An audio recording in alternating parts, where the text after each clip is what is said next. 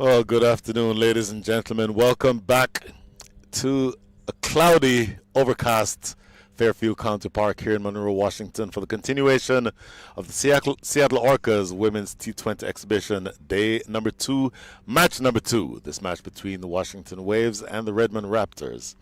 Brian Walters with you. We will go directly to Manala Patel in the middle with the captains and match officials for the toss. It's toss time here for match number 4 at the Seattle Orcas Women's T20 Exhibition Series. To start, we'll introduce the dignitaries. I've got Sean Carey, CEO of Seattle Orcas, our volunteers Siddhi Pathak, and our 2 umpires Ramesh Raju Adapalli and Mohan Misala. We're all set for the coin toss. Let's give it a flip. Heads. Tails. It's tails. We'll have a bowl first. Redmond Raptors. Anika Kalan, you've won the toss. You're going to have a bowl first. Why? I think our bowling department is really strong, and just going off the momentum that we had last game, where we said that we would want to set a specific target and wouldn't want them to go above 120 runs. I think we're coming off that confidence, and we'll definitely like to continue that into this game. How's the fatigue coming in from the game that you've just played? I think it's helpful that we just came off of a high, because I think we're all really spirited to go back out there and just get another win. And any changes to your playing 11? Yeah, Ankita Swaminath goes out and Vaishnavi comes in. Well done. Thank you so much. Best of luck. Geethika, not winning the toss yet again. Had you won, what would you have done and why? We would have batted first again. I think the first 2 games we batted first. We saw improvement from our batting in the second game to the first, and that's what we're continuing to look for in this game as well. Interesting day yesterday. You played 2, won 1, lost 1. How does that affect the game today? I think in terms of affecting the game today, the confidence we got from the first game, especially it being a close match, it really brought us together as a team. And the second game, it was lots of learnings. I think losses are okay in cricket because you learn from them a lot, and it gives us an opportunity to bounce back even stronger. Absolutely does. Now, are there any changes to your side? Yeah, we have Ira Mohindru going out and Jaivi Pathak coming in. Thank you so much. Best of luck. Thank you. There you have it. The news out of the middle is the Raptors have won the toss. They will be having a bowl yet again. There you have it. The Redmond Raptors winning the toss. Captain Anika Kalan deciding to bowl first under very, again, cloudy conditions. A good amount of wind in the air. It's a bowl first kind of day. The Orcas tournament will be featuring the Washington Waves, and you'll be looking for a fast start, probably mostly from the Cardoshi, who batted really well in her first innings or second innings that she played in the tournament yesterday. Yashaditi Teki is also good. Amar Parkar, do not forget about her. And of course, the professional from the Caribbean, Jazar Claxton, will also be expected to put some runs on the board. Geethika Kadali herself as captain will also want to do the same thing. And we come to the Redmond Raptors. I would imagine that you would see Anika Kalan behind the stumps. Will be asking for the experience of Achina Pereira and probably Jessica Willith-Gamoa, the match winner and player of the match from the first match this morning, to hold down the bowling. Also, you see a lot of excellent bowling, support bowling from Leka Shetty. And do not forget about Lasya Bandara, the young lady from the Houston area, along with Divya Saxena. So, all in all, a really good and exciting match in a tournament that is razor thin. Look at this. No difference between the teams in terms of points. Net run rate is all that separates the 2 teams or the 3 teams, and that difference is no more than a single point, from a plus 0.22 to a minus 0.38 from 1 to 3. So it is a razor thin margin that separates these teams. As we say hello to Manala Patel. Hello, Brian. How are you? Oh, I'm fantastic. Absolutely fantastic. And there were worse places to be than in Seattle the Seattle area at, what time is it, local time? 4 p.m. on a Friday. Very different conditions, isn't it? We've had overcast just roll in throughout that first game, and now it's quite heavy. I just wonder if we're going to see a bit more movement with the ball because of it as well. We saw a little bit of it earlier on. The other thing that we want to keep an eye on in the second game is the amount of turn that we might generate off the surface. The spinners were starting to get good reward off the surface in the first game. When you talk about movement through the air, overcast cloudy conditions, you always think that the pace bowlers would love that. And you saw tremendous movement from Lekasheti when she bowled early this morning. Under these conditions, you would think that she could be a handful, and I already hear you asking Manala Patel for a slip fielder, even though you haven't actually said it yet. Well, I just feel she's got the wind on her side. She is able to generate that movement away from the right-hander.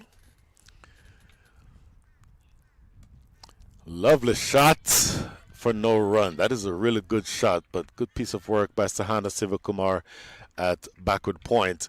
Talk more about that because she generated some movement this morning. Talk about the mindset between sort of knowing when to attack and have fielders in catching positions and knowing when to defend. Well, at the beginning of the game, there's no question you have to attack.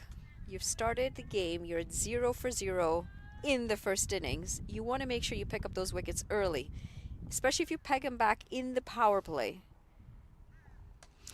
Up and over. That is a lovely shot by Nikardoshi. That is one of her favorite shots, and it gets her 4 runs. And this is something that she's going to have to be careful about, Lekasheti. She does tend to pitch the ball a bit too full at times. This time, a little too full. And when you've got the likes of Nikardoshi coming in off of runs yesterday in good form, that's easy pickings. Leans into that beautifully as she goes up and over the infield for 4 runs. Now that shot over pitch DSB, you put a slip in there, you're just in 2 minds as to whether you're going to fish for it or not. To further develop that specific thought that you just mentioned, as she switches now, bowls around the wickets, hammered away for 4 more. Oh my goodness.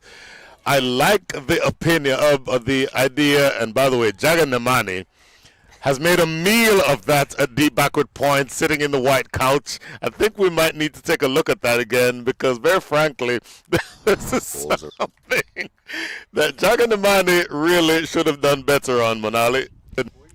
Yeah, not so sure that's the position to get it. That's a bit of a London Bridge right there.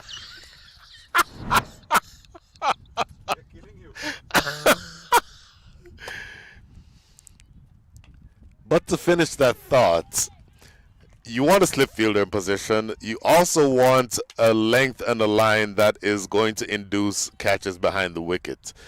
I don't mind the idea of going around the wicket to the right-hander, creating that angle. I think the length has been off in the last couple.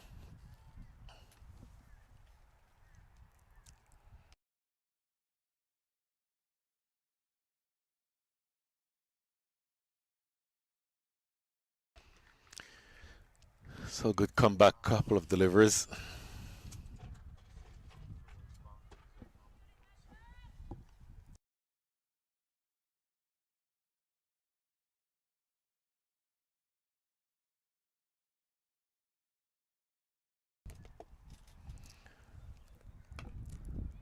Pull it to the leg side. A couple more runs here, probably. No, just one. And I'll tell you what, they're off to a fast start. Nikardoshi seems to be picking up where she left off. And that is the end of over number 1. Here we see again here, Monali. Tell me what you see. Well, first delivery over pitched. She knows she's got to make the adjustment here. Lekasheti, and she does do that, except this time it's too short. She drags that length down, and with the angle and the movement that she does generate, short, wide, easy pickings. We're not going to be talking about that fielding effort, but in a way it's good to see your bowlers making the adjustment, because had she gone over pitching again, that to me is a slight concern, because then you're thinking, okay, are you thinking about how to make those adjustments? The fact that she has, yes, an overcorrection, but it shows that she is thinking, and the analysis side of things is very important, especially for these young players coming through the system. You want to make sure that they're thinkers out there. The coach cannot do all the thinking for you. Really well described. Jessica Willeth-Gamoa, left arm around the wicket, coming fresh off of a player of the tournament, the player of the match from this morning. Looking to deliver here to Nikardoshi, who was off to a fast start, 9 from 6. 2 for 14 her figures in the first game today. She was exactly what her side needed. economical, brought in the dot ball pressure, and picked up 2 important wickets. She set the tone for her side in that first innings. And because of that pressure, she made sure that the Blazers weren't able to get away and put up a big score. Today, in this second game, when net run rate is an issue. Up and over. Just a single here, though. Good piece of fielding on the boundary by Lassie Bandaru. Finish your thoughts. When we know net run rate is going to be an issue with the 3 teams tied on points, she's going to play a very pivotal role. What I really want to see, though, is how the Raptors handle playing 2 back-to-back games. Mind you, I think the conditions are a little bit easier in the sense that it's cooler, the sun's not out, there's a bit of a breeze. Yesterday, when we saw the Waves had to play 2 back-to-back games in the hot sun, it really took a toll on them. Well, 8 delivers into this innings Jazar Claxton will face for the first time.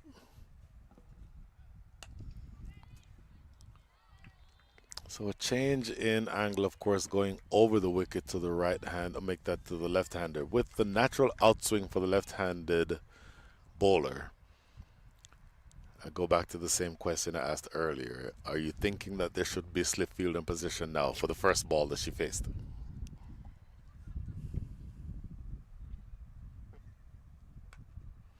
Hammered away for 4. You cannot give any width to, first of all, any lefty, and then secondly, not an international level lefty like Jazar Claxton. That's an excellent shot. It was a hit me ball as well. Short, wide, thank you very much. I will pick up a boundary off of that. In terms of a slip, I would definitely have one for Lekashetty. Not so sure that I'd want to have one for Jessica Willis-Magua. She just doesn't get the same sort of movement through the air that we see at the other end.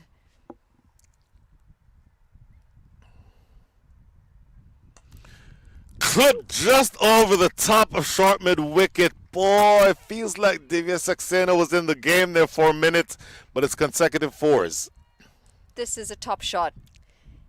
This is really well played.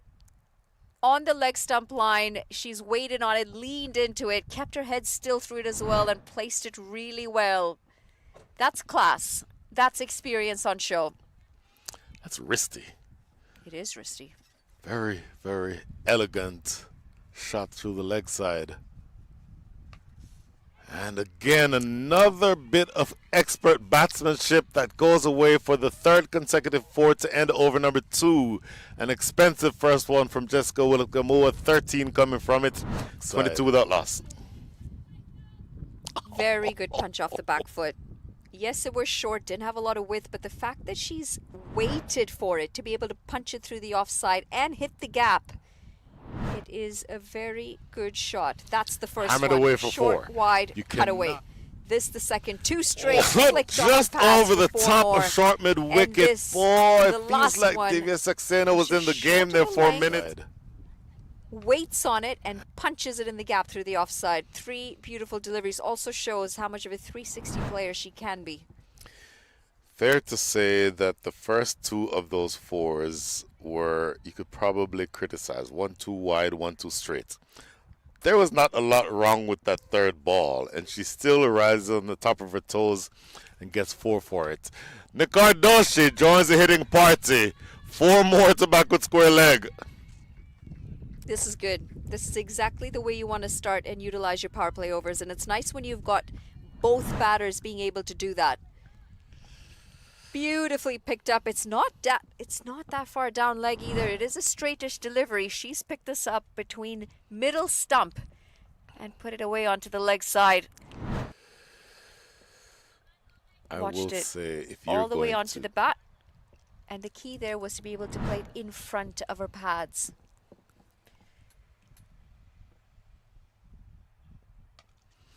that's a much better delivery in terms of the line. From around the wicket, anything that is not slanting across and going toward the off stump and outside the off stump is trouble, because you're essentially in no danger of being dismissed. It's not going to, if you get stuck on the pad, it's not going to be LBW from that angle. And essentially, if you can get that shot away on the leg side, it will always provide runs for you. I like the line of these last couple of deliveries. it's an adjustment that she's going to have to make. It's also going to be something that she'll have to watch out for because these two players are attacking. And if she does give that width, looking for that extra bit of swing, with the way they're hitting the ball at the moment, a good piece of connection through the offside, that's more boundaries.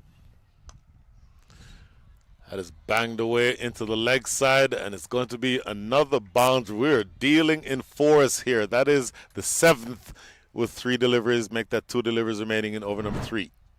Good shot this. Again, not that short, not any width to work with. It's just a very good shot. Watched all the way, picked up well. This is where as a bowler you struggle. Because you're thinking, okay, hang on, I'm able to bowl some of my best deliveries and they're still able to put them away.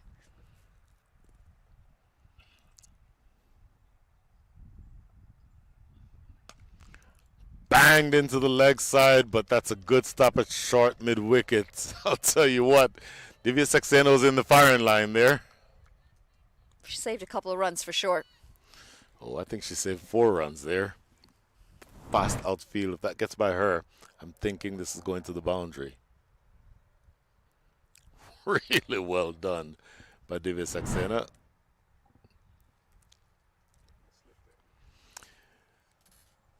Very interesting. So there is movement now. Divya Saxena herself dropping back to deep mid-wicket on the boundary. And they're strengthening the leg side. They're now 4 on the leg side. Height. Divya Saxena is after it. She'll get there and she'll take the catch. How big a wicket is that? So, celebration, Lekka Shetty essentially gets what she wanted to. Good catch by Divya Saxena, 30 for 1. Good catch, but have a look at the captaincy on that. Made the adjustment, dropped mid-wicket back, and then the bowler bowls a delivery for exactly that setup. Nick Ardoshi's played right into the plans here. Good catch in the end, but it's the execution of the plan that's gone so well. Poor on Nick Ardoshi to not have picked up the fact that there is a fielder in the deep now for that exact shot. That's going to be the first wicket down. The partnership's been broken, and the rate at which they're going might just take a bit of a dent now. 3 overs gone, 30 for 1. It was not a secret that there was a fielder in the deep at mid-wicket. So if you're Nikardoshi, as you see on the replay here, this is a really good catch. Maybe she could have come in another step, but having maybe just being short of where she needed to be, still had the presence of mind to get those hands underneath it and secure the catch. If I'm Nikardoshi's coach, I want to say to her, after she cools down, you see that there's a deep mid-wicket in position, maybe this next one you tap down the ground. Or maybe you keep it on the ground. This is where you as a coach don't say, you ask, what did you make of that shot? Did you realize what happened the ball before? Did you see the field change? How could you have played that better? Just a bit of coaching insight for you, Brian. My coaching days are way behind me, and I would not have been as kind as you were just now. Well, because remember, the idea is you want to make players who are thinkers. And so if you can get them to analyze and think about exactly what they could have done, lead them to the answer, don't give them the answer. It just makes them think about it more, but it also helps you understand what's going on in their mind. Jazara Claxton now will have to take that leadership role. She's 12 off 4.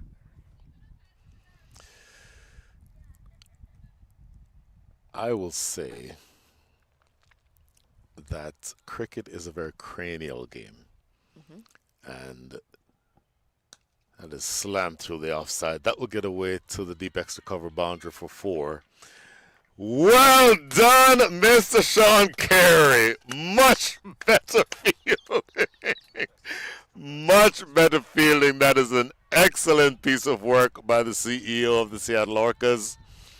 But back to the point I was making. In fact, let's see Mr. Sean Carey again. This will give us a good look here.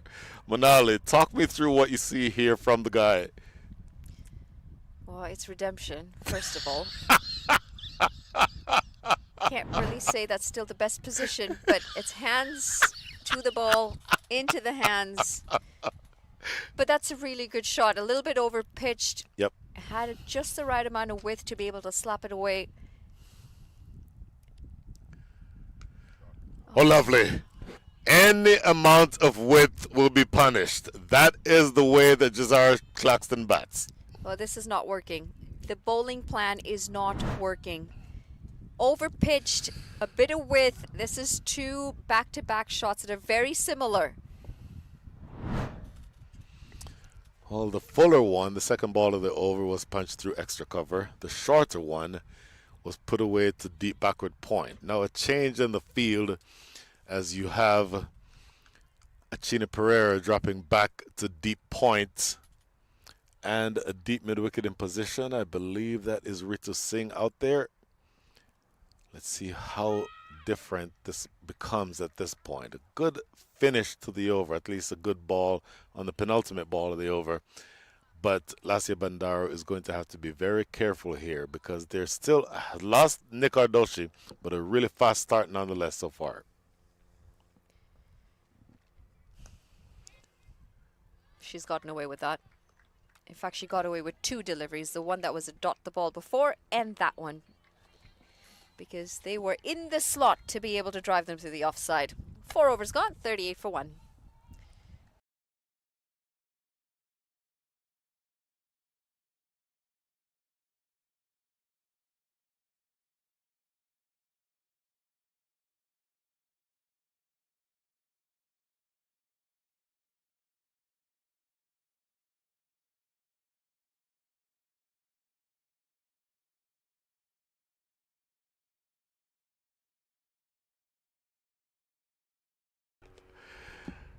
So 38 for 1 after 4. Economy make that run rate 9.5. This projection will not hold up, but the projection currently says 190. I was going to ask you about the win predictor. The win predictor, it's a bit early. It's a bit early. Ritu Singh has been asked to work her magic. Right arm, off spin. Ball straight to mid-wicket. That is a really sharp catch by Kami Desai. What a catch. That was not an easy one. 38 for 2. Well, it is often that you will get poor deliveries picking up wickets, and that's a pretty good example of that. Ritu Singh into the attack. It's not the delivery she'd like to bowl again. That was a short delivery that Isani Vaghela should have been able to put away. Instead, she's found the hands of Kami Desai. Short, going into the swinging arc as well. It's a good thing there's a bit of height with that girl, Kami Desai. Finishes the catch, picks up the second wicket. It's 38 for 2. That is one that will look way better in the scoring book than it did on the field. Ritu Singh, her strength is bowling full and getting that amount of turn for the right-hander, get it to turn between bat and pad and trouble the stumps.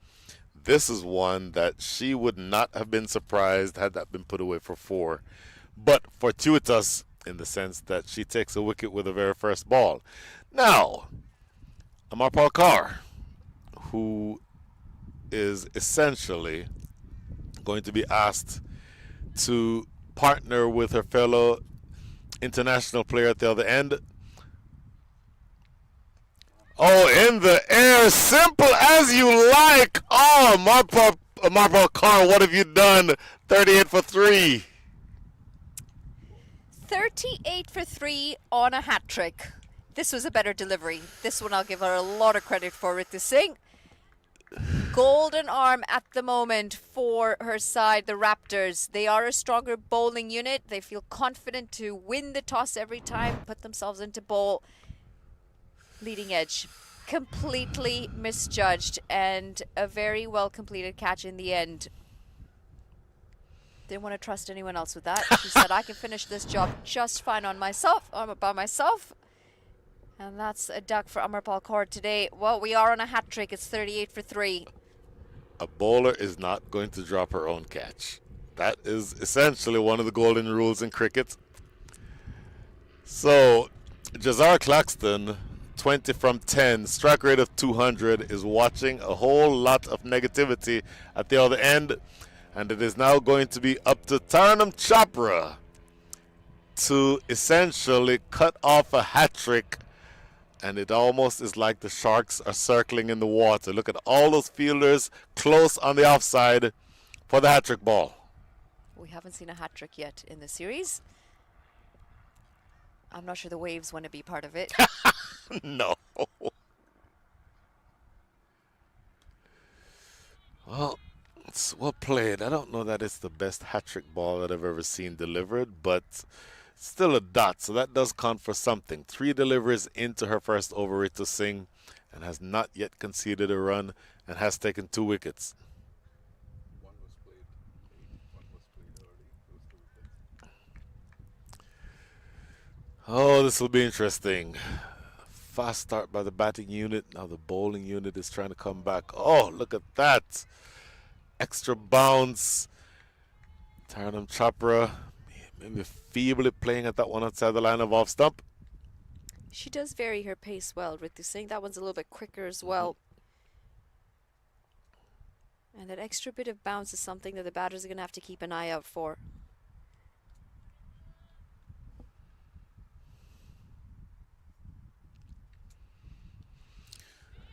There's that bounce that we're talking about. It's played really well in the end, getting well and truly on top of it. Just opening the face for a single.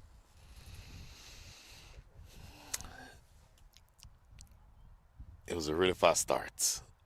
But this over by Ritu Singh has turned the fortunes of this entire match in just 5 balls.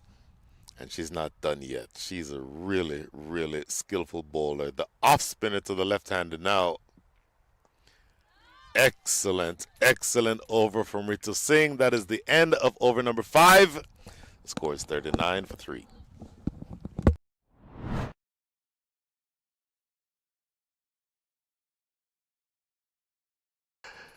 Let's take a look at these couple wickets again from this last over. Ritu Singh immediately striking the first wicket you saw there, and then the second one. One played too late, the other played too early, both resulting in wickets, and a really, really good introduction into the bowling attack from the experienced all-rounder from St. Louis, at least from the St. Louis area. So now Taranum Chopra facing for the first time from the northern end, and I think that you will see every single opportunity here to essentially try to drive home the advantage that they've had. The Washington Waves have certainly lost momentum, and to the extent that you want to keep that momentum, how does Taranum Chopra handle things here, the last ball or the last over of the power play? As we say, good afternoon to Sheel Majumdar. Good afternoon, Brian. And just in a matter of an over, Lasya Bandaru finds herself in a completely different complexion as far as the game is concerned. She was carved out for a couple of boundaries last over, but this over, the confidence levels are in a completely different zone as far as the batting unit is concerned. Very full on that occasion. So a really good start here with the ball. Lasya Bandaru yet again. Couple of good deliveries to start. So this is the last over of the power play. Taranum Chopra can be very, very difficult to dislodge once she gets going. And she's an excellent young batter. But Lasya Bandaru is no less a competitor. So this is a good matchup for me. But here's an interesting one. The right-handed off spinner to the left-handed batter. What are you expecting from this matchup?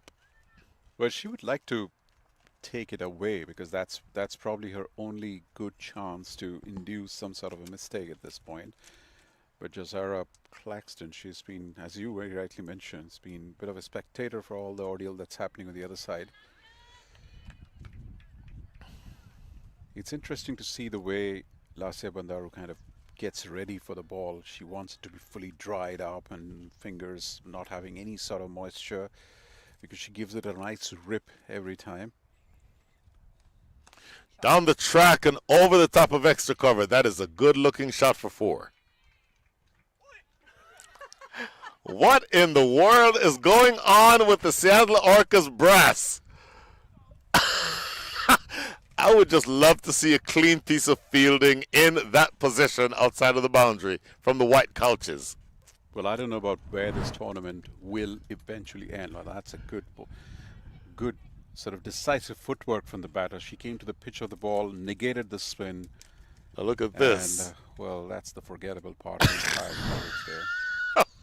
Seattle Orcas staff definitely needs some cricket coaching for themselves. At this point, they are full of butter jar rather than butter fingers. Really. Oh my goodness. 5 runs coming from the over and another atrocious piece of fielding by the Seattle Orcas brass. End of the power play as we see here again, Mr. Jaganamani. I am not sure exactly what that was supposed to be, but that is not what what the fans came to see. I'm so grateful that's not a catch. He's a juggle at the end of a catch. It takes some work to bobble that one. I will say this. In baseball, you call it $1 million stop and a 10-cent throw is what you call that. So, end of the power play, 44 for 3. Juggle Nimani.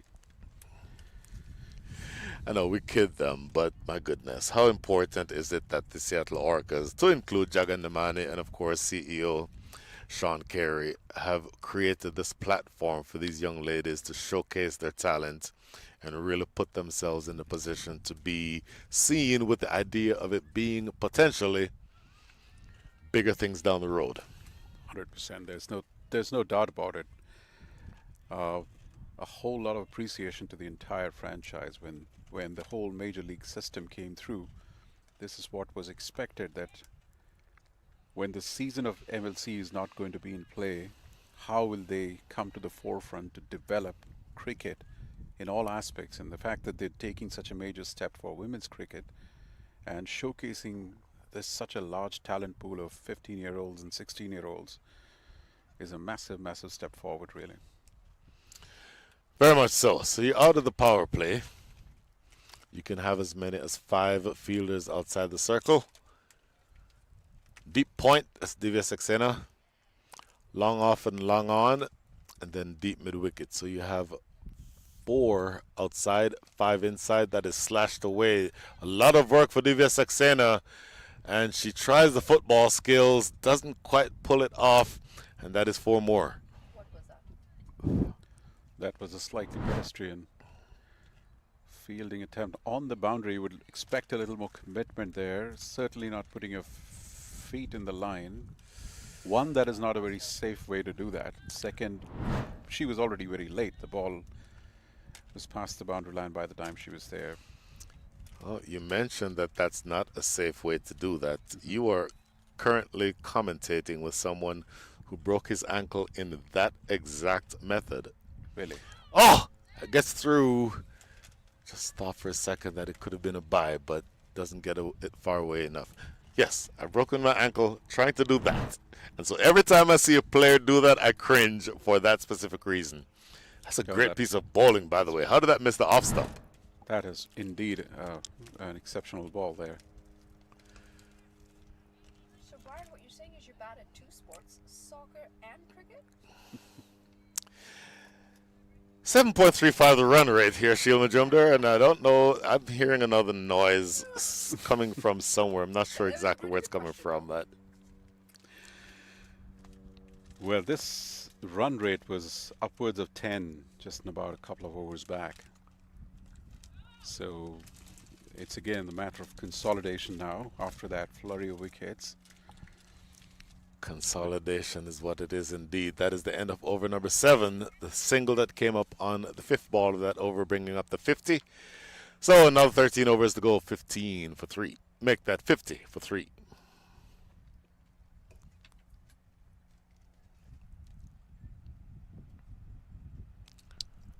What would be the projected score for you? What would be the par that you would be hoping from here, now that we have seen about 3-4 games here? Well, the projected score, just based on the math, is 143. if you ask me what I think is going to be the score, I'll give you a very political answer. It completely depends on how long Jazar Claxton is able to bat. Because she seems to get one or two deliveries every over that she faces that she can punish. And if she's able to continue doing that, then she can be somewhere around 55, 60, and that puts her team in good stead to be able to put together a decent partnership. If you get rid of her, then it's a different game altogether. Good couple of deliveries here to start over number 8 by Lassia Bandaro. Well, we are looking two different halves of this match. There was 2 hours back, there was a different game. And now all of a sudden it's a very different game. The spinners have found confidence. But That's true. That is a really good shot, and that is what I said about every over that Jazar Claxton faces. She'll play the good ones with respect, but give her the slightest amount of width, and she does that. Now take a look at this shot. This is a beautiful exhibition of footwork from Jazara Claxton. She spotted the ball well, shifted a weight to the back foot, and then that's a square drive which sort of bisected the two fielders for an impeccable shot there. Impeccable is the right word. That's just played down the ground for a single. It takes really, really good skill to just go back, transfer your weight to the back foot, as you mentioned, and there's a fielder at backward point and a fielder at sort of squarish gully. To get it in between those two fielders, find the gap, and get 4 runs to deep backward point is really, really expertly done. Her head position is so good. That's why she's been able to get the shots in the front as well, where she's hoping for. That's not very clean with her middling the ball. Well, you don't mind conceding a single down the ground, but my goodness, Tarnum Chopra, who is taking a bit of time to get started, 4 from 10. Jazar Claxton now 34 from 21. That's why I said it's going to be down to Jazar Claxton. Ooh, swept away around the leg side. Let's see if there was any tickle on this. It's going to run away close to the boundary. And in fact, it just stops short. So they'll run 2. But watch the umpire here. It is wide. So that is 3 bonus runs that will not make the bowling unit feel any better about things. Certainly down the leg side. It was difficult for the keeper to be able to collect. And you have Jazar Claxton back on strike. Tries that favorite scoring area again, comes up empty this time. But another productive over, 9 runs coming from it. End of over number 8. The score is 59 for 3.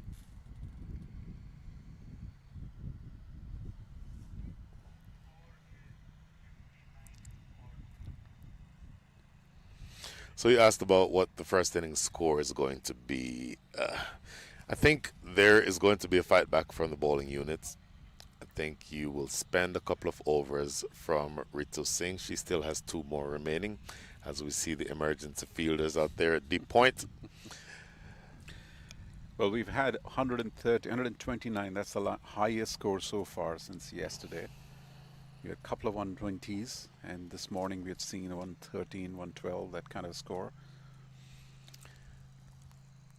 First delivery there from Ritu Singh. I think she might feel like the result was not equivalent to the type of delivery. It's a dot ball that really could have been punished by Taranum Chopra. So I'm going for that 120, 125 range again.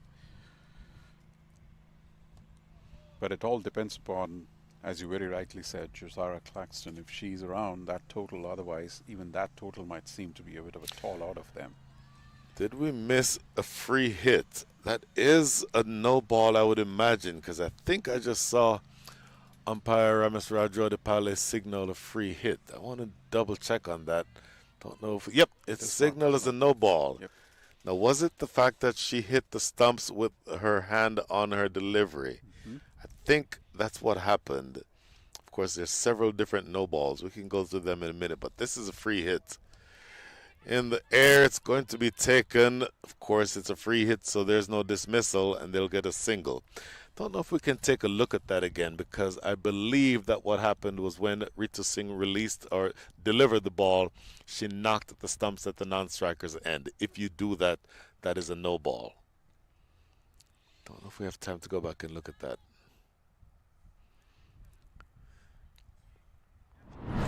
There we go. Look at, oh, on her follow through with her foot. So not with her hand, but the foot kicked at the stumps. She gets very close to the stumps on her delivery, and that's what happened there.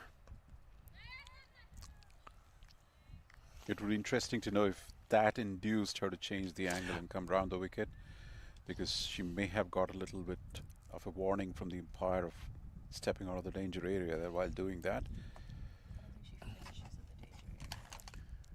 Short. Cuts away to Divya Saxena at deep point. Well, it'll be interesting to see exactly how the rest of this innings develops.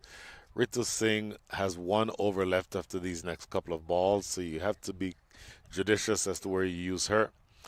Jessica Walleth-Gamua still has 3. Lakashetty has 2. That's a really well played ball down to deep backward point, in fact deep third, and they'll get another couple. She's really bowled well, Ritu. She's come and changed the whole momentum of the game. It was in a very different zone. 3 overs of absolute defining bowling here, 2 for 10. Thinking cricketer, Ritu. She puts in a lot of thought in her cricket. It's a great delivery, good length. Well played too by Tarun Chopra. It's going to be the captain herself, Anika Kolan, who has to flag that one down and cannot prevent a couple of runs. So 7 runs come from over number 9. It's a good one. 66 for 3 after 9.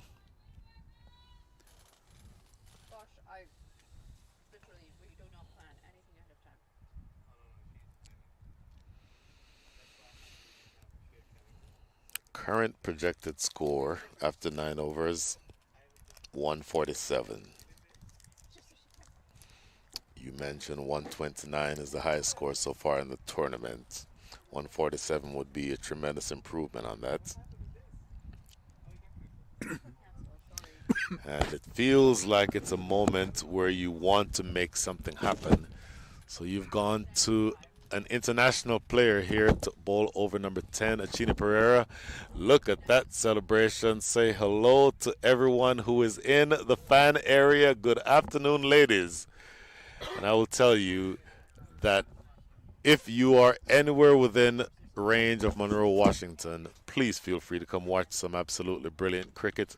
These young ladies are all very good at what they do, and this is just a really good initiative from the Seattle Orcas.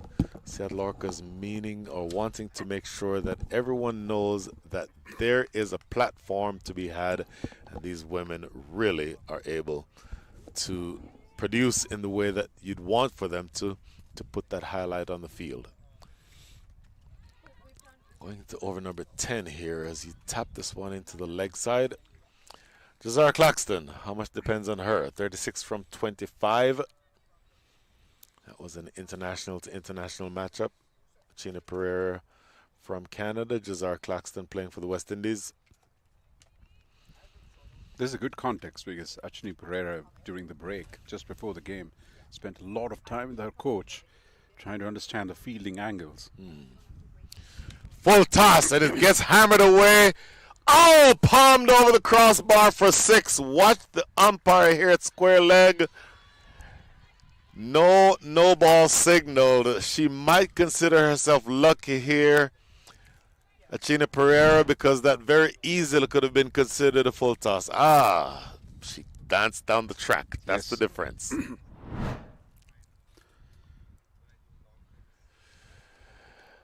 Still, I think while she would have danced out,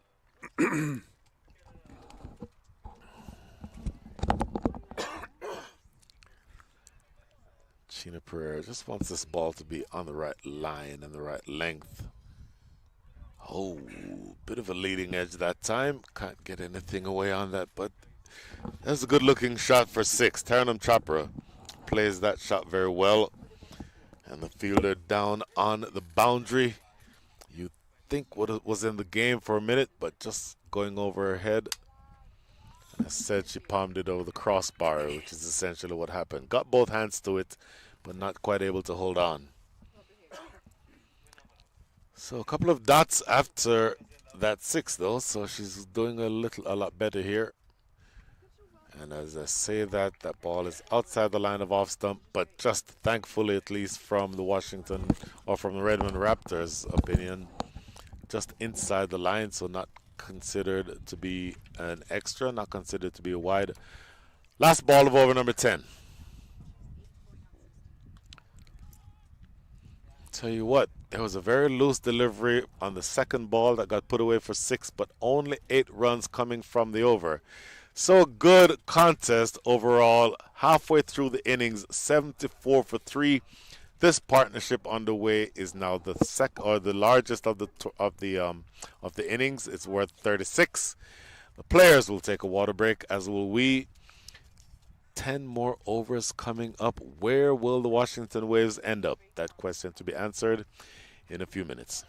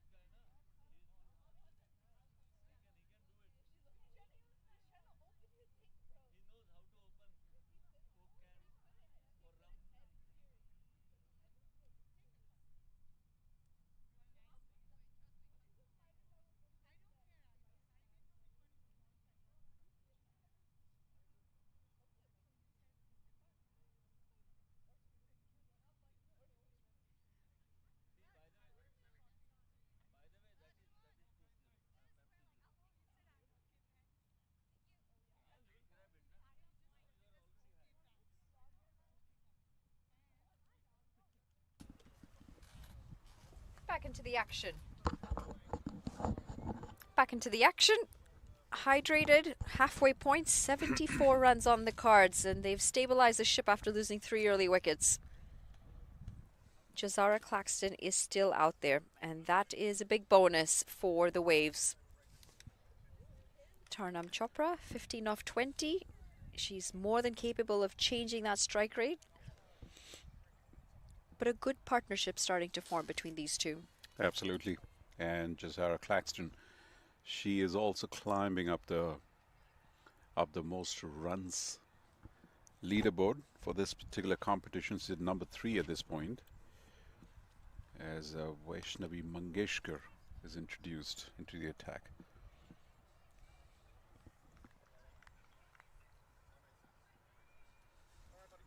I think this might be the highest score that we've seen in the first 10 overs of all the games that we've seen so far. And you are absolutely correct. We have seen a few 70s, but this by far is the highest one.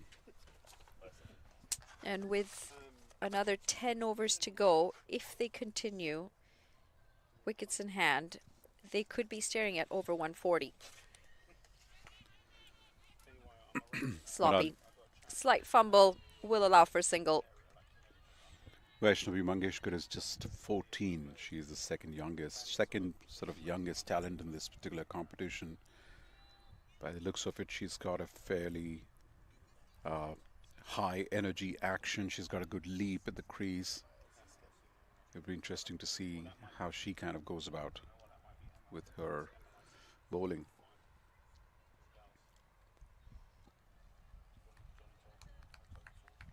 It is one of the things that amazes me about this tournament, the fact that there are so many 15-year-olds. And 15-year-olds with decent standards. Indeed.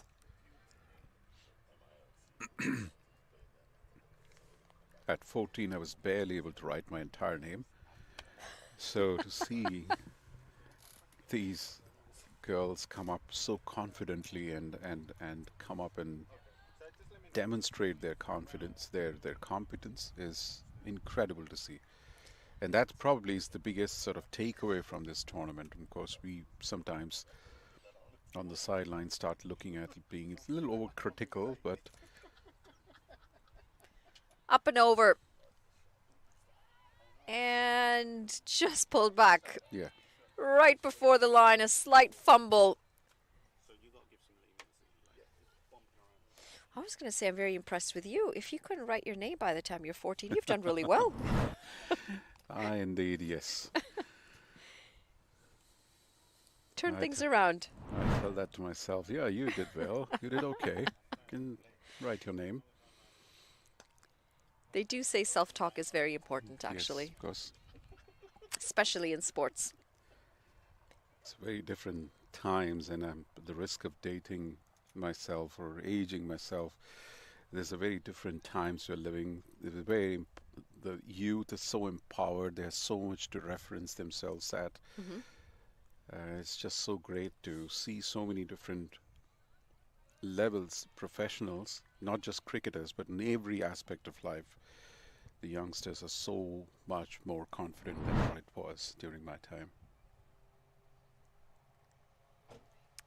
Leading edge, safe in the end, and a dot to end the over.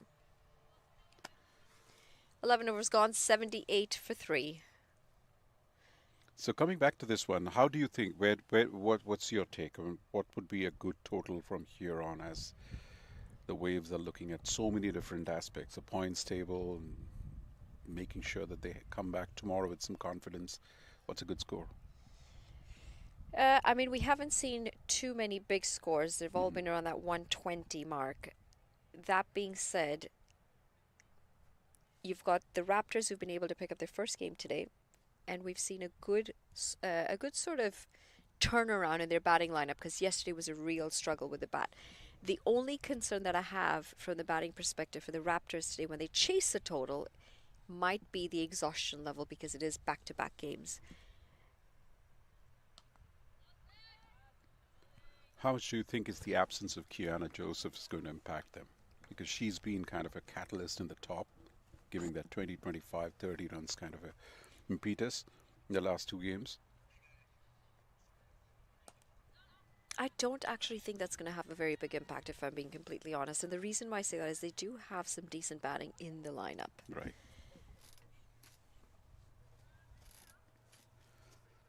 The only thing key, though, is making sure that they get their partnerships in, which is what they did very well this morning. Exactly. But that being said, as much as we expect players to perform in every game, it rarely happens. I mean, you'd be lucky if you can perform once every 5 or 6 games. Exactly. Now, the seniors put their hand up today and made sure that they won a game. They remained alive on the points table.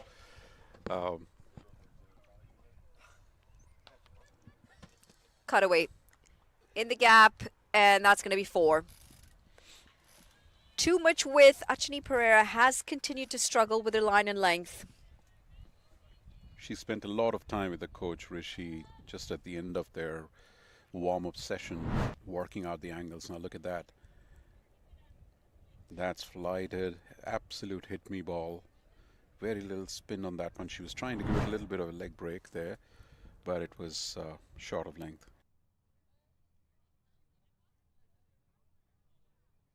And the bounce kind of set it up nicely in that zone where the batter could just play it. Have a look at where she finishes.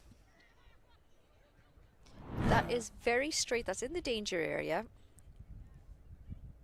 And not to forget, if she's blocking the umpire and there's an LBW shout, the umpire is going to say, I cannot see anything.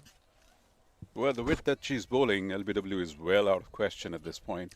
But you're absolutely right. I mean, you are absolutely, being in front of the umpire doesn't help them as a bowler. She's using her body quite a bit to get that turn, and that's kind of bringing her in front of the stumps.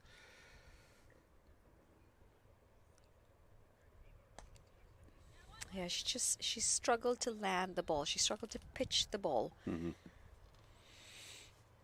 She wasn't always a leg spinner, though, either. I mean, she started as a pace bowler, then went to off spin, and now she's bowling leg spin. And we know leg spin can take years to develop. It is one of the hardest, and that's what gladdens me, that so many younger players here are embracing that craft. That's a full toss. And she's missed out. 1 bounce to Cami Desai in the deep.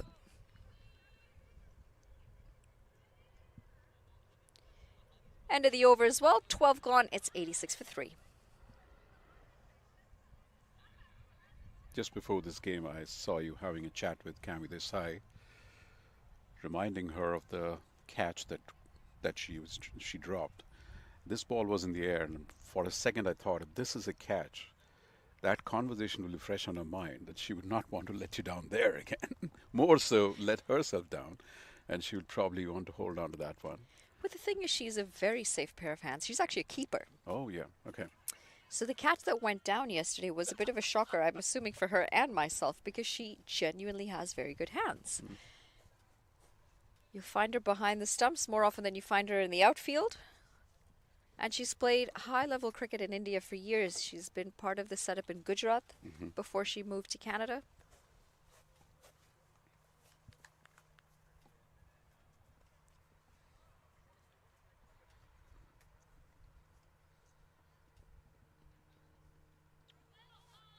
It's a really teasing pace that Vaishnavi is bowling. It's not quick, it's not too slow, and then it just sort of floats up in the air but dips on you when you really want to be able to hit it. All of these youngsters, they will grow fitter, they will go stronger, their crafts will sharpen. But good to see the action that she's got. I like the way she's got a bit of the high arm action, and she's got a good leap. It's good to see a aspiring fast bowler to have a leap, etc. It gets a lot of energy behind that ball. Squeeze through for a single.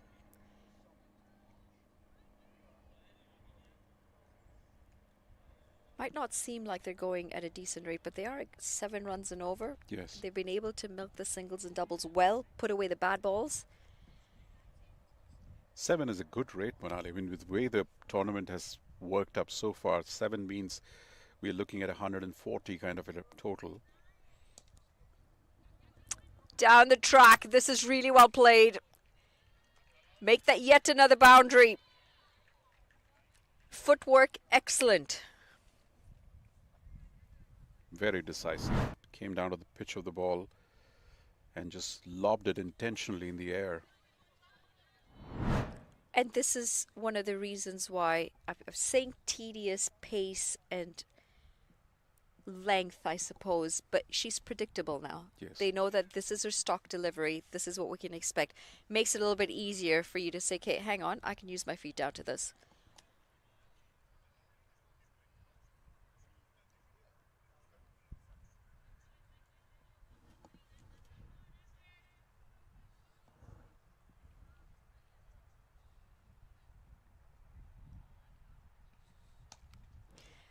Full toss. Doesn't time it as well as she should have. They will pick up 2 runs. And I just want to see if this might be... No. Yes. No, it's not going to be called a no ball. She had come down the wicket to make it a little more fuller for her. Probably if she would have stood in the wicket and the crease, it would have dipped a little more. But yes, Vaishnavi is trying to push herself a little more to get that pace.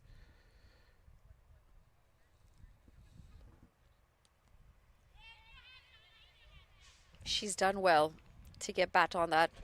Just a little nervous there for a second. She's backed up quite a bit. It's a straight delivery. But I like the fact that they're looking to use the crease and find those scoring opportunities. Yes. Speaking with Ira Mohendru's family yesterday, and they used a word called momentarily overwhelmed. Pulled away. Lovely shot. There is absolutely no fielder there. This is picked up really well. Now we just need to get confirmation. There it is. It is going all the way for 6. Again, using the crease, getting nice and inside the line of the ball to be able to open up that leg side. And this is where pace will matter, Monali. At times when you can get a little bit of pace, you will not give the batter so much time to adjust the footwork. You will have to probably be, you will be beaten by pace. But that will happen, that will come. And young Vaishnavi will develop that pace. After 13, we're 99 for 3. Yeah, it's just not quick enough yet, as you Yes. mentioned. And it will come with time. It will come with strength. But at the moment, the other side of it is if she had that extra bit of pace, it also makes it a lot easier to hit the ball. Just makes it easier to be able to get bat on ball. Just Oh, use the what is pace. happening there? Well, we'll see if we can try and get a shot at that, but Barbara has gone for a bicycle ride. It's a pleasant climate, much pleasant than yesterday. So everyone's trying to enjoy this little breeze and overcast conditions. Oh, this is poor. This is very poor. Great awareness from Tarnum Chopra. She realized that it was fumbled. Now that's how you work on, he's on the phone, I believe. He's working and getting his exercise in. That's how it's done. And enjoying the climate as well. So it's like all in one. Just having a nice evening cycling ride, getting this exercise in, making sure the work is not unintended. How can we do that? Well, actually, he and I walked quite a few laps in between the 2 games this afternoon. It was quite a nice walk. I wish we could do the commentary with the cycling or some sort of other exercise rather than sitting out here. Lasya Bandaru, it's our 4th over now, 22 without loss. Just to complete that little nugget of information, we were speaking with the family of Ira Mohendru yesterday. She's another 14-year-old, and they used the term, oh, That's gone. Looking to come down the track. It was a big slash and a good catch in the end because this flew. The partnership has been broken. It is going to be Tarnum Chopra who's got to walk back 31 of 31 deliveries for her today. a wicket coming at the right time. Flied, slashed, ball taking the outside edge, and an easy catch there in the square of the wicket in the offside. Just played down the wrong line, didn't she? She wasn't expecting as much width. It is 100 for 4. It's probably a slight turn when she came down to the pitch of the ball. That might have just taken the edge. The batter would have thought she would probably just lob it over the front, over the sort of mid-off, but took that little edge and it turned into a slash towards that fielder. But all in all, it was Lasia's wicket. She deceived the batter to get that wicket, so all credits to her there.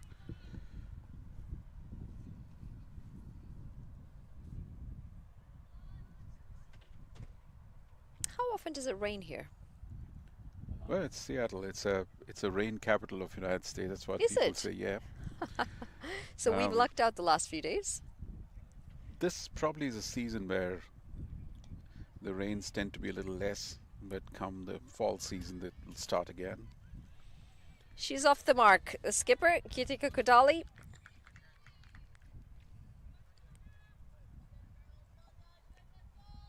So we've just got to get through 2 more days of no rain here. And we will. So I looked at the forecast, and it does look a little.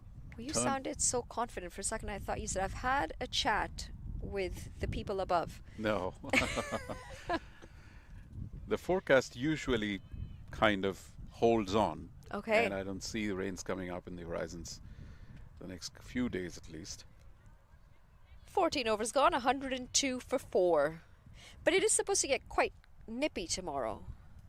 Quite nippy would be probably another 5 to 7 degrees Fahrenheit less, which is about 2 to 3 degrees centigrade maybe. Right, but with the wind. Yes. I mean, it is a bit cooler. It's supposed to be 83 today. Well, you know, this is the life. Yeah, some At people cricket, have all the life. Look at that. chilling on the phone, having a snack. How come we don't get snacks here? Yeah, because it gets taken on the way by people who are just on the screen. I see someone walking over with, what is that, nachos? We'll try and get this. I don't know if we can get the Comcam on, but look at this. I mean, hello. Do you want this back? I have to give it to someone. No, you don't. You've just given it to someone. Well, that's a lot of eating. That's. We can just I think switch we the can split it commentary. here. Yeah. She looks very worried. No, but thank you. Perfect, perfect. Okay. Is it? Can we yell at you if we don't get any? You can guess if it's right there. Well, Get your snacks. so that's apparently where we have to go for snacks. Okay, I think that's where I'm going as soon as I'm done this stint. Yes. I don't know about you. You've got to work. Oh wait, I'm on next time. I'm not. Wait. Through the offside. She does favor that area very much so, Jazara Claxton. She drives the ball really well. Yep. So the viewers, if you suddenly go into a zone of no commentary, you can understand where the commentators would be. There's a lot of interesting attractions from the snack box a few feet away from us. You know what? Sadly, I've eaten all day today and yesterday.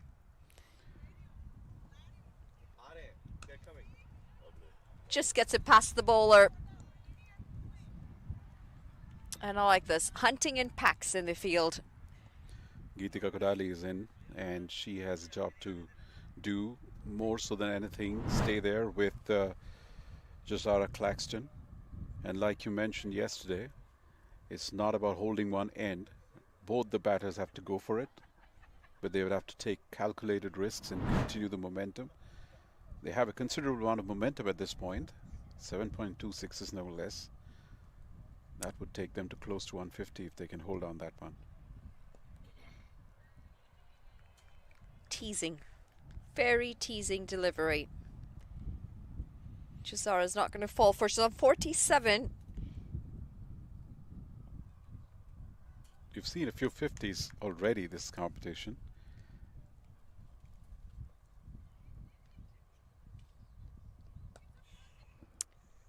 Big flashing shot. Straight to Divya Saxena. We'll bring it to 48.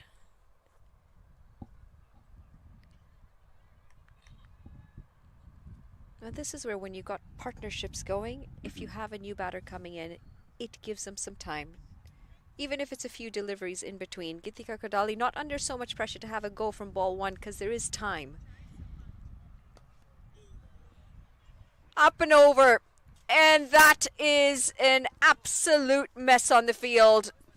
It's not every day you see Ritu Singh making a mistake of that nature, but it is going to go past her to the boundary for 4. The younger bowler would be disappointed, and she would expect a little more of ownership and commitment from the senior colleagues. Now that was a bit of a bounce, maybe a bit of a variable bounce, but you would want the fielder to be in control of that. She was probably a feet in from the boundary line. Angling in. I think this would have been going down leg. Oh my gosh, we've got snacks. Samosas. I could go for a samosa. Thank you so much. The other girl yelled at us when we asked her if we can keep it. So this. It is right now. There's a loud shout. Yes or no? Or you all want to keep going? Just angling in. Gets a bit of seam movement as well off the surface. I think height might have been a concern as well. 15 overs gone. It's 109 for 4.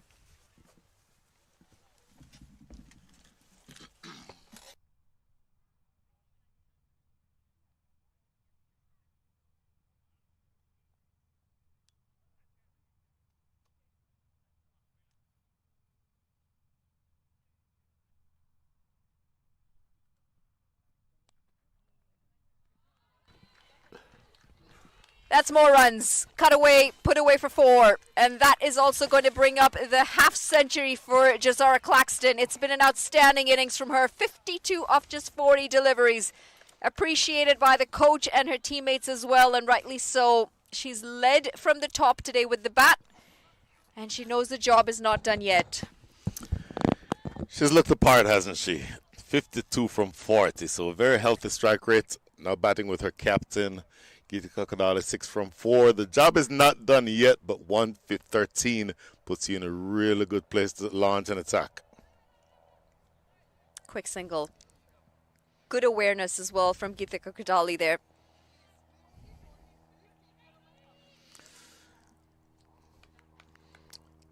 How does Geeta Kakadala play this is going to be my question.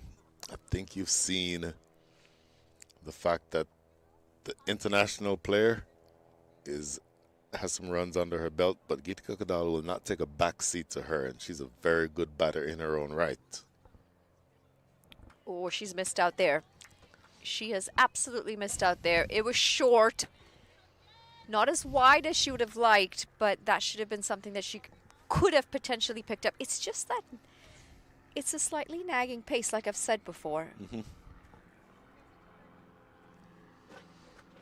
Expecting the ball to come on a little bit faster. It doesn't quite get there. And there again. Well, you know me, I always talk about the fact that the left-handed pace bowler needs to be over the wicket to the right-handed batters. But Jessica Willett-Gamoa is landing the ball in the right areas, just on the fourth stump line and just out of driving length. She is going to have to maintain that length and line, but it's working for her so far. That'll do. That'll do nicely. In fact, that's going to bring up another boundary. I will tell you what. We talked about the fact that Geeta Kakadala is very well built, 5'10" or so. You expect for her to be banging the ball down the ground. I would not have expected a scoop shot down to deep third for 4. That is very innovative and excellent. Her team needs more of this. 2 deliveries, she's swung and missed. This time she says, hang on, let me just use the direction where the ball's already going. Get a bit of bat on there. There isn't anyone in the deep there either. So massive gap to be able to put that away. Jessica says, hang on, I think I know where you're going again. I'm going to come and re-bowl this one. Interesting, because she got into position that time, Geeta Kakadala, looking to scoop it again, and Jessica said, no, you're not doing that. Oh, misses out this time. I love this contest between the two. It is going to be a dot to end the over, though. 16 gone, 118 for 4. Okay. Let's fully stipulate, as you see the replay on this, she tried the scoop shot once again. I will fully stipulate that this might be an old guy talking to you, Manali. That ball was on a length and a line that she could have played a conventional shot and gotten it away through the offside. For runs, likely. But she was so committed to trying to exploit that area behind deep third that she ended up missing out on a scoring opportunity, I think. So, look, I'm way past the point where the old guy shaking a cane at the sky is going to say stop the scoop shots and the switch hits. But that last ball was a ball that I think could have been scored off of. Well, I was with you until you said but, and then I lost you. We have some more fans in the area. Once again, ladies and gentlemen, if you are within reach of Monroe, Washington, please, there is absolutely no cost to attend these matches. Come watch some high-level cricket. Starts wayward. Well down leg. It's going to be a wide. Lekachetti, 1 from 17, now 1 from 18 with that wide down the leg side. She'll want to get that line outside of off, but she knows that she can't be too wide outside of off because Jazara Claxton has shown the ability to score heavily through the offside. Tell you what, low full toss is what it ended up being, and that's good enough. Important overs these. Last 4 overs to go. Here's that low full toss again. A little bit of movement too, through the air. That's not easy to do with an old ball. Punched through the offside. Oof. I want to see how close this might have been if it was a direct hit. If this is a direct hit, I think Divya Saxena has a dismissal. I believe that this would have been short. I want to take a look at this again, but that looks like she was just short, Jazara Claxton. She's batted well today, though, hasn't she? Oh, my goodness, yes. Absolute class today. Just what the doctor ordered, or more specifically, just what the Washington Waves ordered. Dragged down the ground. Again, just too early through the shot.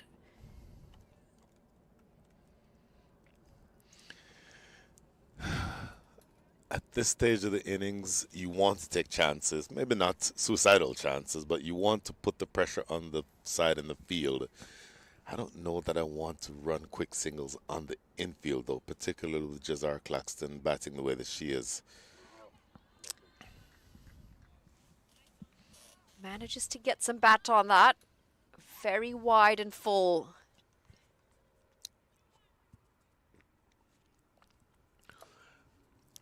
Credit to Lekachetti. She's bowled very well. And again, you saw her swinging the new ball, but now she's finding some movement with the old ball as well. So you're down now to the last 20 balls of this innings. 122 already on the board, Manala. This is a really, really good platform. It feels like the 140 that we were talking about earlier is still on the cards.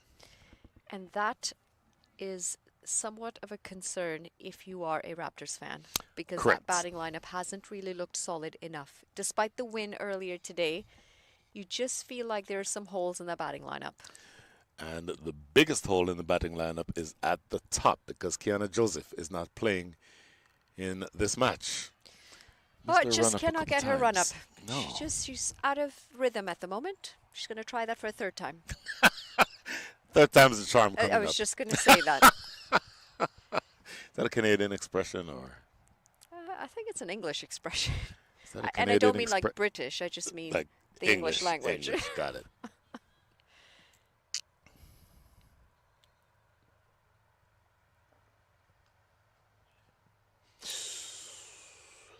Well, if you're going Across to the bowl, right-hander. if you're going to bowl around the wicket, that's where the line that you want. Earlier we saw where that delivery from around the wicket was too straight at the pads. Those are easily put away, particularly if they're at a length that allows the batter to get underneath it. But this is where you want it, well outside the line. And then you're now moving fielder deep third. That is Sahana Shivakumar wider. I think that is a good move. And really good bowling here from Lekachetti. End of the 17th, 122 for 4. I think what I'd like to see from Geetika Kodali at the moment is she's got to get Jazara Claxton on strike. She's struggling to get the ball off the square at the moment. Just try and find a single. Get the batter on strike, the one who's set, the one who's got a half century. And the other issue that I'm finding at the moment for her is she's not timing it because she's just a bit too early on everything. She's got to wait a little bit for that ball to come closer to her. Do you think the cure to that is reverse scoops and switch hits? I mean, runs are runs, and that is the T20 game. My old guy But it- bias is showing again, Manali. But it also works though, doesn't it? Because she wants to get to the ball quicker. When you're playing shots like that, you have to react faster. You have to be able to get into the position early to be able to play those shots. Oh, money time here. You are rolling the dice and giving the last over for Ritu Singh, trying to get your champion off spinner to get the big international player out. This is a matchup, a really important matchup. I like this because she is bowling to the left-hander. The ball's going away from the left-hander.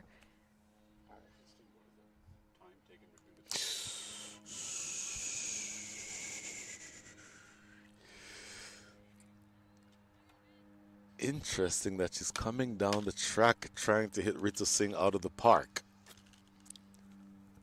I mean, we are in the 18th over. Isn't that what you do in the 18th over? Oh! That is a shot. That is some power on a switch hit. On a switch hit, she played that like a right-hander playing a pull shot. That was spectacular. Look how quickly she gets into position here. This is off the middle of the bat. Smoked it. Fielder standing at short, really effectively short point, but effectively it was almost like a square leg given the switch hit. Not able to hold on to it, even though she did get her hands to it. Amazing shot.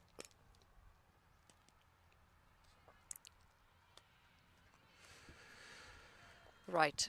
This is going to be an interesting delivery because, as I've said, Geethika Kodali needs to get her back on strike because she can do that. Look at that replay. Absolutely Oh my smashed. Gets a hand to it, Achni Pereira, but it was hit with such power. Didn't give her much time to react at all. What? There's another switch hit. And she gets it very straight as well. Just missing the timing of Jazara Claxton. The timing was not there. She did access the area of the field that she's looking to access. Look at this. Reverse sweep. Bounces a little bit on her, so she gets more of a top edge than the middle of the bat. But the area of the field that she's trying to access is that area behind the keeper. So it does work out for a couple more runs. Goes again. Better connection this time. Still not right out of the middle. It's 2 more runs. Potentially a third if there were batters were paying a little bit more of an attention to where the ball was going there. That would be suicidal. That would be suicidal. Look at this. Manali Patel, you're already at 131. The highest score in the tournament so far, and you still have another 13 balls to come.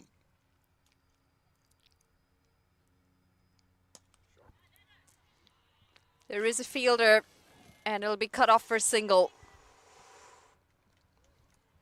And for the Raptors, they won't mind this single whatsoever because it is going to keep Geethika Kodali on strike. 18 overs gone, 132 for 4. Happy hour, these last 2 overs. Look out for big hits. Look out for switch hits. What are you bowling resources? Leka Shetty still has 1 left, and she will be the one who bowls over number 19. The question for me is who bowls 20. I would have to think that it would be Jessica Willett-Gamua. But both of these batters are going to have full license. They will be going after everything. It feels to me like 145, 150 is actually on the cards. If this pair bats through the innings, 150 is on the cards.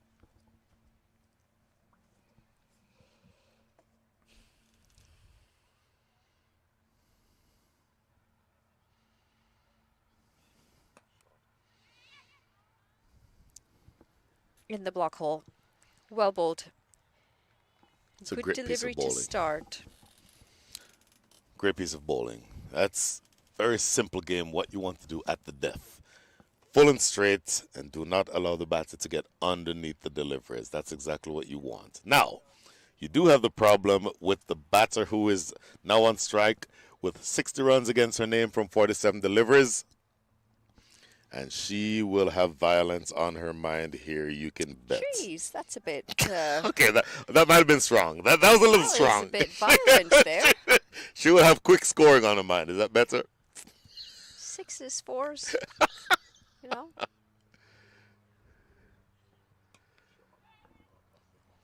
This is well bowled again. Good line, good length, not much room. Margins for error is so thin. There's not much room or much difference between that delivery and the one that's about a half a stump's width wider that gets crashed through point for 4. Too much room. Gave herself way too much room this time, and she moved too early. Okay, forget what I just said about 150. Because that doesn't seem like it's about to happen. Oh, I mean, there's a lot of time for that. I think she still can get them to 150. Well, give credit to the bowlers. In this case, Lekashetti. You're bowling the last over that you're bowling and just 1 run from the first 3. Make that 2 from the first 4. Just the single. What a tidy over for the 19th. Oh my goodness, yes. This is high class. This is definitely high class from Lekashetti. Divya Saxena, who feels very well, and as I call her name, she's running back now onto the deep mid-wicket boundary.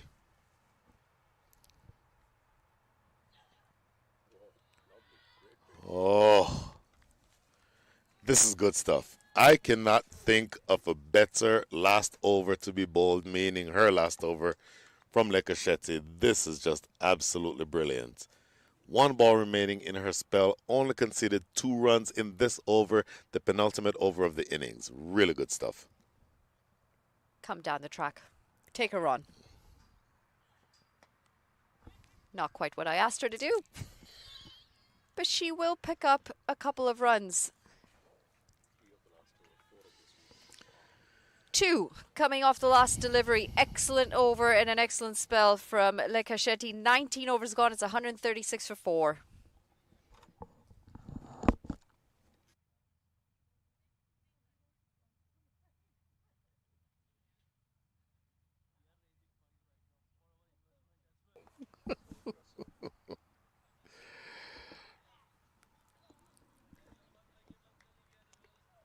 They'll be planning.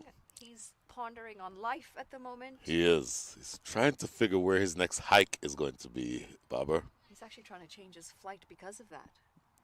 So he can go hike? He absolutely wants to The go one hiking thing here. that I will never ever do is change my flight because I want to go walking somewhere. Last over, Jessica Williams-Gamora.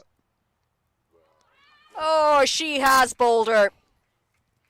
What an unfortunate way to get out. Jazara Claxton, 61 off 50, and she's chopped it onto her stumps off her foot.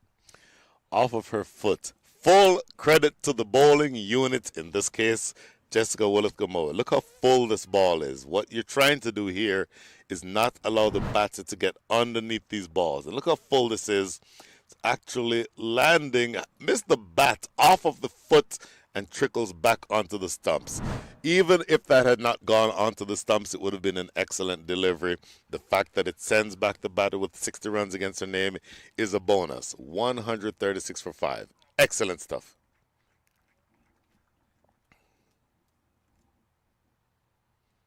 It's the sort of Yorker you want to bowl, isn't it? Following the batter. Mm-hmm.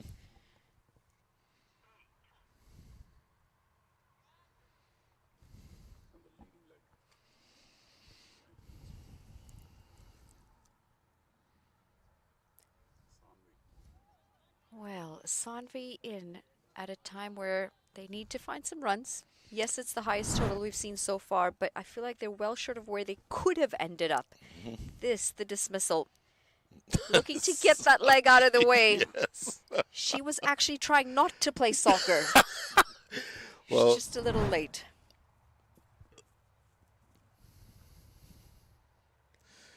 Very well bowled. Full Yorker this time. you said trying to not play soccer. Another synonym for Yorkers are toe crushers. That's why you try to get that foot out of the way. If you've never been pounded on the toe by a Yorker from a fast bowler, then you don't know pain. This is an excellent piece of bowling. We see some of us, Brian, Stop manage it. to use our bats. Stop it. Just stop it. I saw that one coming from all the way in. Where are we? I saw it coming from all the way in downtown Seattle. No, but full disclosure, I've lost my left toenail twice because of a Yorker. Ouch. Yeah. I have never had that happen to the point where I've lost a toenail, but I've certainly heard it. Well, that's going to be yet another one. This is really well bowled, playing well and truly on top of it, and Sanvi's going to have to make the long walk back. She's gone for a duck, but what an over this is turning out to be. What a finish this is turning out to be. This is just such good bowling. It's a slightly slower delivery too. Dipping at the last minute, going over the big attempted slog by Sanvi. And I will tell you that this becomes much more difficult there. She loses her shape, loses what I really wonder what kind of shoes she's wearing, because she slid across the turf in a way that you're not supposed to if you're wearing the proper shoes. But what a great last two overs. I cannot stop saying that. Over number 19 went for 2 runs. Over number 20 has only gone for 1 so far, and 2 wickets have fallen. This is excellent stuff. And by the way, the 1 run was a wide. Nothing off the bat so far in over number 20 with 2 balls to go. This is just absolutely brilliant from Jessica Willett-Gamoa.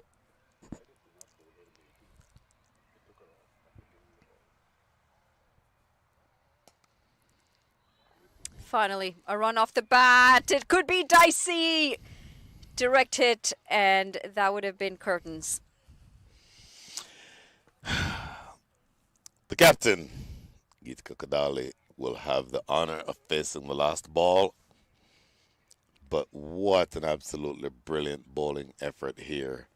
Are you looking now to just swing for the fences? I think the scoop shot is off, particularly since there's now a deep third in position. I think Geetika Kadali needs to swing for the fences here. What a finish. What a finish this is. Full credit to the Raptors. They've brought this back. They've pulled it in together, and the death overs haven't cost nearly as many as they could have. In fact, it's one of the few times that we've seen this run rate dip under 7 in this innings. 138 for 6 in their 20 overs, the Washington Waves. And if they don't come out on top of this contest, they will question the death of this innings. 4 overs, not many runs coming whatsoever.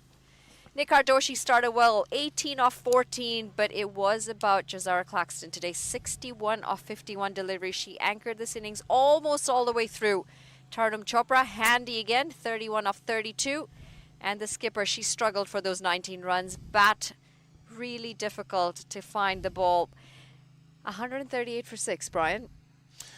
138 when 150 was well and truly on the cards. The last 2 overs, Manali went for 6 combined. When have you ever seen that? Look at the bowlers. Lekka Shetty won for 25, 2 wickets each for Jessica Willett-Gamoa and Ritu Singh. But I will highlight Lekka Shetty and Jessica Willett-Gamoa. Over number 19 bowled by Lekka Shetty went for 4 runs. Over number 20, bowled by Jessica Willett-Gamoa, only went for 2 runs and 2 wickets were taken. Absolutely brilliant. 139 will be your target when you come back. Look at that. That is the summary right there. Jazara Claxton leading from the front, 61 from 58. Tardum Chopra batted well, 31 from 32. The wickets on the right side of your screen. Jessica Willett-Gamoa, 2. Ritu Singh, 2. Vaishnavi Mangekar was run a ball expensive, but I think overall the bowlers will be much more happy with how they bowled toward the back end of the innings than the middle. Having said that, 138 is on the board, the highest score in the tournament so far. And so the Redmond Raptors will have to bat out of their skin, I would think, to get anything close to that total.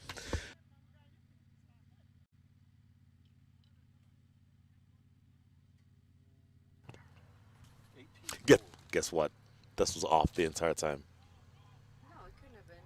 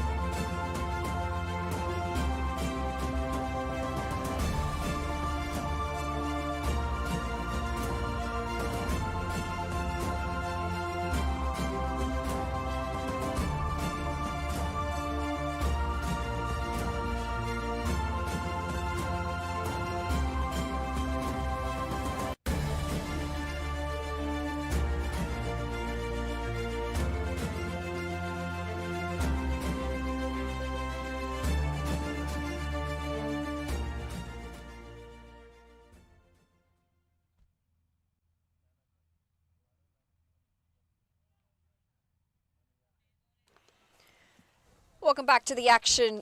It is the Raptors taking on the Waves, and it's time for the chase. 139 runs is what the Raptors need in the second innings. They've lost one chasing, they've won one chasing. And a very interesting combination of batters out there with their star opener in Kiana Joseph missing. They have promoted Shilan Khan, who came in towards the end of the previous game and used the long handle a bit. Probably the idea is for her to go and take charge from the beginning and give them some impetus. Yeah, I don't mind that as well, because we saw she's got the ability to go up and over. She's got the ability to hit the long ball. It is power play overs for the first 6 overs. Cami Desai also getting runs earlier in that first game today. So she's coming in with a bit of form as well. Just really keen to seeing how the Raptors go about this game, especially because it is their second game of the day. There will be some tired legs out there. And it's the largest total that we've seen so far in this series that they have to chase. It is, of course, the Seattle Orcas Women's T20 Exhibition Series. And we're all set for ball 1 of the second innings. Starts well, the captain Gitika Kodali, but it's also going to be the first run off the bat. Always a matter of confidence. If you can get off the mark the first ball, the first part is getting bat on ball. That's confidence. Getting a run off the mark, getting the team off the mark, it's all good. Yeah, as I said, Raptors would love to go with both the matches won today, and that would put them right on top emphatically in that points table. Bowling a probing line, Gitika Kodali. Might need to get in a slightly better position to play that. Shilan Khan.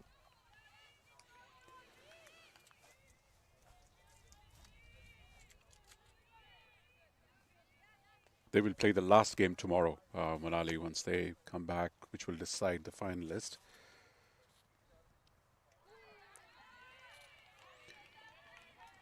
Not very well balanced on that one, Shilan Khan. Yeah, it is a double round robin. Every game very important, especially when you're tied on points and it's going to come down to net run rate. And then the finals scheduled for Sunday. But it is a wonderful initiative, this series. Worked into the leg side. She will get off the mark as well. It's great to see the Orcas taking charge and looking to grow the women's game and bring it to standards that the USA hasn't quite seen yet with women's cricket. They want to try and give them more game time, more quality, and potentially look to grow this into something much bigger. I can't say it much better, Manali. And it also puts the onus on other franchises to do something similar when they are not having the MLC window open, because these are franchises which are having the resources, they have the depth of experience and also the funds for them to bring together an avenue like this which can give opportunity to talent in their region. Down the track, beats the first fielder, and I think that's 4. It's just rolled over the line. It was a decent effort in the deep, but the over's going to finish with a boundary. 1 gone, 6 for none. I like this from Cami Desai. She chooses to use her feet down the track. A lot better than the ball before, where she was trying to play it into the offside when the width just wasn't available. Excellent effort there by Ira Mohindru. The youngster, 14-year-old, fumbled a bit, but the intent was there. She gave it all. And that 4, the over could have been a good, decent 2-run or 2-3 runs over, where that 4 kind of brings it to 6, which they would take it at this point. That's a good word, intent. Mm-hmm. And I find if you can have good intent, whether it's a bat, the ball, or in the field, You just tend to see more things go your way because it's a mindset, isn't it? You're going to give it 100%. Our Kaur with the ball from the other end. Starts short, wide, and good work there to cut off a couple of runs. Interestingly, Annika Kolan came as an opener in the first game yesterday. Since then, she has dropped to give a little bit of solidity in the middle order and let some of the other attacking batters to go up there and use the power play to their benefit. So they're trying and mixing things around a bit. 3 different opening combinations in 3 games. Very well bowled. It just held its line as well. Seasoned campaigner Amar Paul picks up wickets at regular intervals. Gone. That's the first one. Cami Desai is not going to kick on to get a big one here today. And an early breakthrough for the Blazers. That's what pressure does, Manali. The pressure was building to get some big shots in and a couple of low-scoring deliveries out there. She tried to come out of the crease, take the initiative, but at the end was forced into a mistake, just lobbing the ball to an easy, soft dismissal, a square of the wicket. Cami Desai gone for 5 off 4. It is 7 for none. 7 for 1 would be more accurate considering the wicket has just fallen.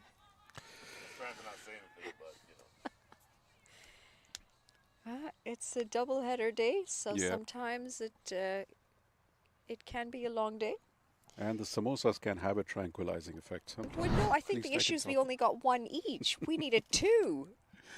There we said she came down a bit down the wicket, but it was too low for her. She reached out for it and in the process scooped it up, the fielder in the gully.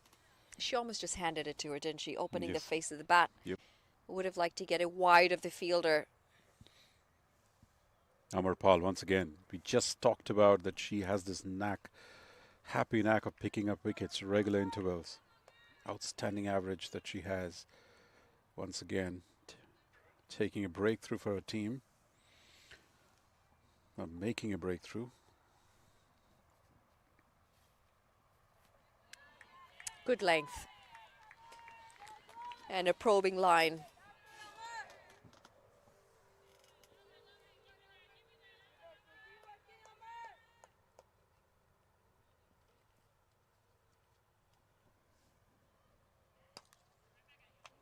It's a low full toss. Anika Kalans just hit it straight back to our Kaur.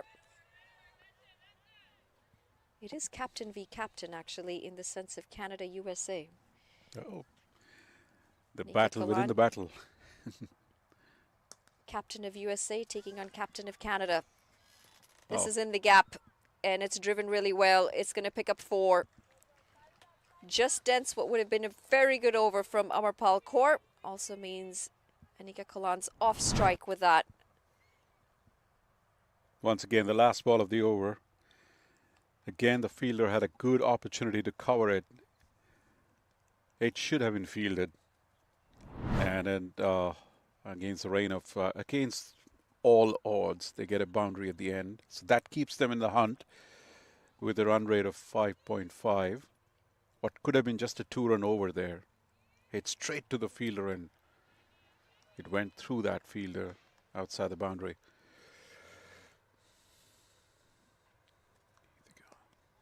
2 straight. Helped off the pads. Make that 4 more. This is better from Shilan Khan as well. Better control.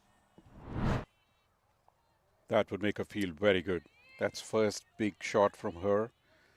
Played with some degree of confidence. The line was missing going down the leg side, so she was completely in control when she lobbed it up.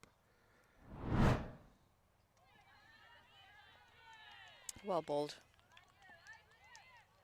Tempting into the shot, tempting forward.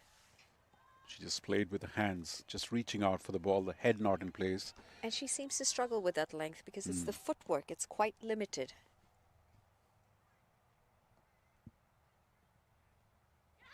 There again, a pretty good example of it. That front leg goes absolutely nowhere.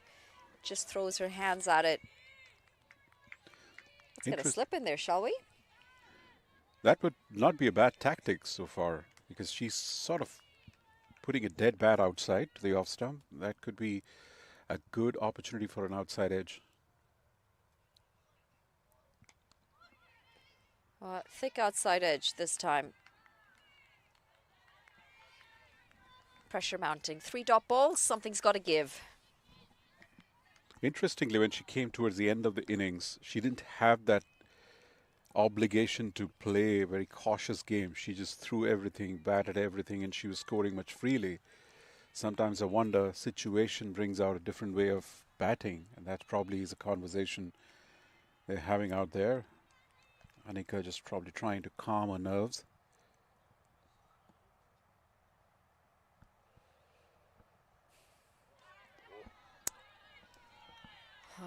Geetika Kodali is wondering how this continues to miss that outside edge.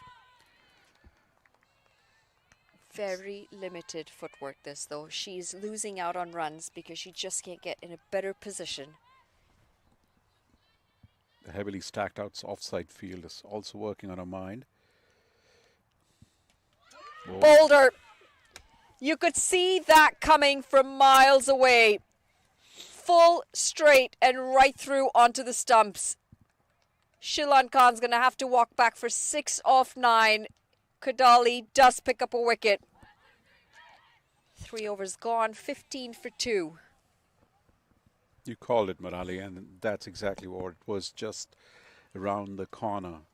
A matter of time for a ball to pitch on the stumps. And she tried to play that unnatural shot of a straight ball coming onto the stumps. She tried to play it across, and completely missing it. Stumps rattled. No balance, feet haven't moved, the head's gone in front of her. She's lost balance. And I'm sure she and her coaches will be working on that. The other thing I would think, I'm sure her coaches and the team seniors would sit down and they would probably reflect on this. Was she not playing her natural game? Sometimes the natural game is also something that brings the best of it, and when you go into that unnatural path, you are trying to stop yourself from going forward and committing yourself. That's exactly what. Quick single. It seemed like she was holding herself back every time. Well, it could be nerves. Mind you, I haven't seen her before today. So I'm not sure if footwork is an issue that she has normally. And if it is, then it's certainly not going to be fixed in the series. This is something that she's going to have to go back home and work on it with her coaches at home.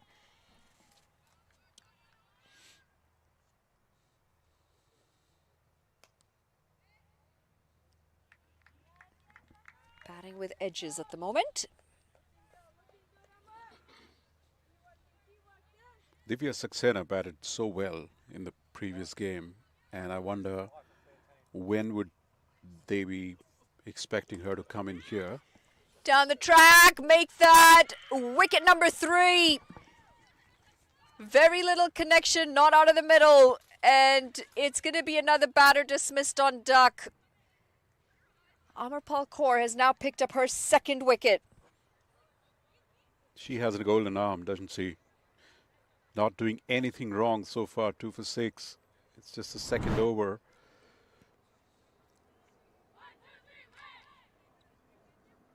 Dot balls, runs not coming, and the pressure forces you into a release shot. She gone for a duck. Yeah, all smiles there for Amarpal Kaur, as it should be. 6 for 2, her bowling figures. 3.3 overs gone at 16 for 3. I was just asking for when would Divya Saxena be induced, and I probably should have asked for a lottery ticket there, because exactly in that particular ball, whatever happened has brought her to the crease now. And they did have a good partnership in the first game, these Yep. two. It was an unfortunate run out that eventually saw Anika Kolan back in the pavilion, but had pretty good understanding, these two together. The pressure of the circumstance here is a completely different one versus when they came together in the previous game. Also, the context of where the competition is right now and quality of bowling, all that included, it's a completely different texture of pressure. But interesting, two senior players. This is not, you won't get a better situation to impress your presence. Yeah, and scoreboard pressure is a thing. There's psychological pressure there. One delivery to come.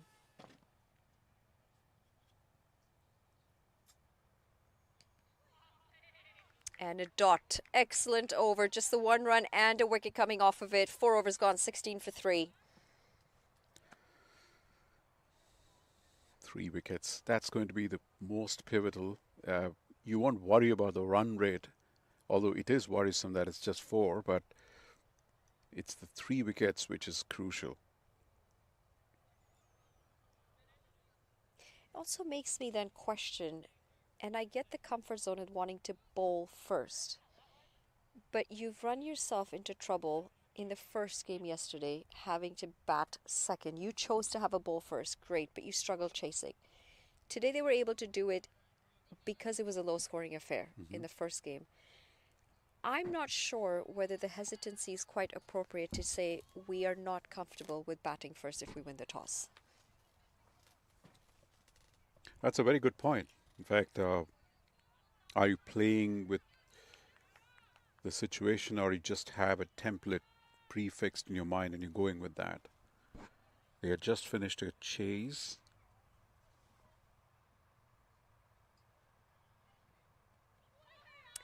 Very well bowled. Tarnum Chopra into the attack.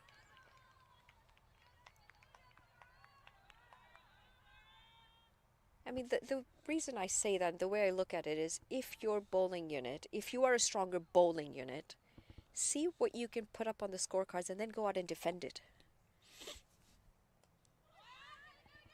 But when you know your batting is weaker and you want to chase, you've already got a weaker mindset in the sense that, yes, we know we're weaker in this area. Then you've got scoreboard pressure to deal with. This batting looks, besides these two batters, I'd be curious who would be the other people who can potentially put their hand up. I mean, they And do have the likes of Ritu Singh still, so there is power there to come. But I just find that what they continue to miss out on is building partnerships and playing it in phases when they're chasing. get it.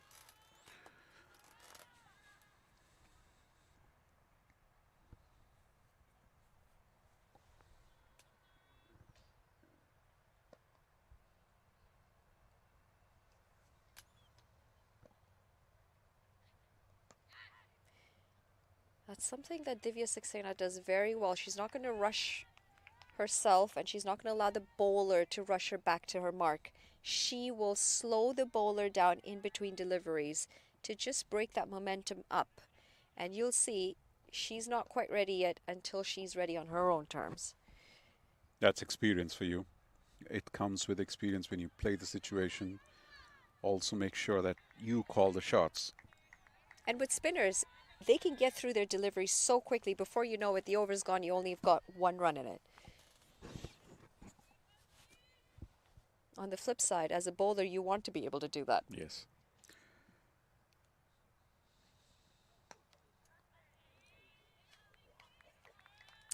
Tough time out there with the bat at the moment. Just the one run coming off of it. 5 overs gone. 17 for 3. 5.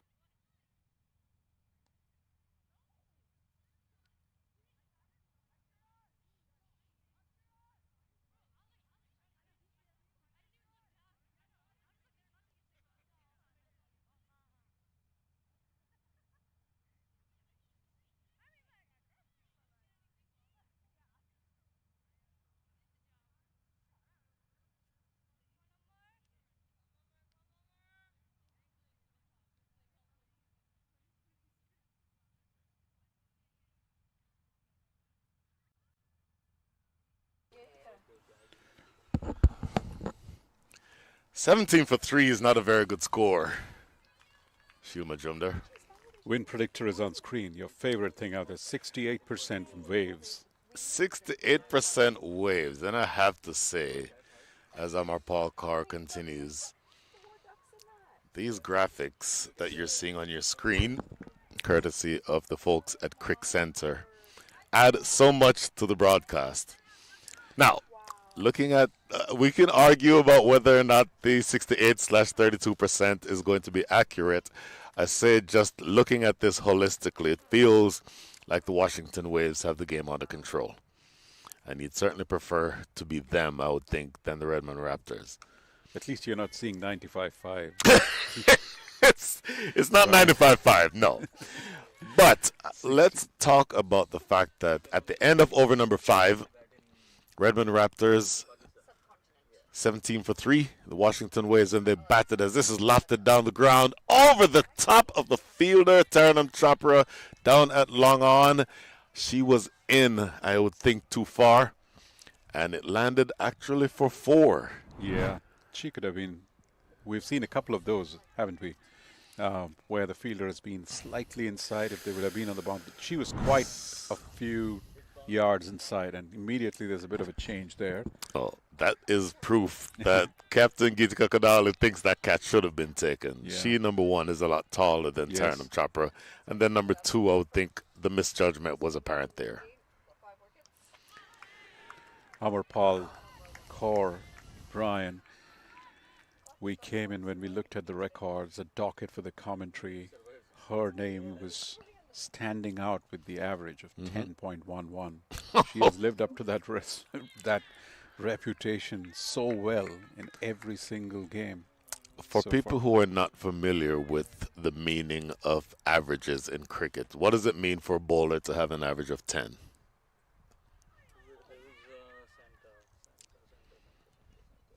This is every 10th ball she's going to pick up a wicket.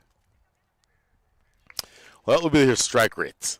Yeah, Her that's average right. would be she takes a wicket every Every 10 10 runs runs. that she concedes. If Thank you for everybody doing were that. to do that, then every opposition side would be all out for 100. 100, Which yes. you'd win some games like that. Yeah, true. That is the end of over number 6. Power play done and dusted. 23 for 3 after 6.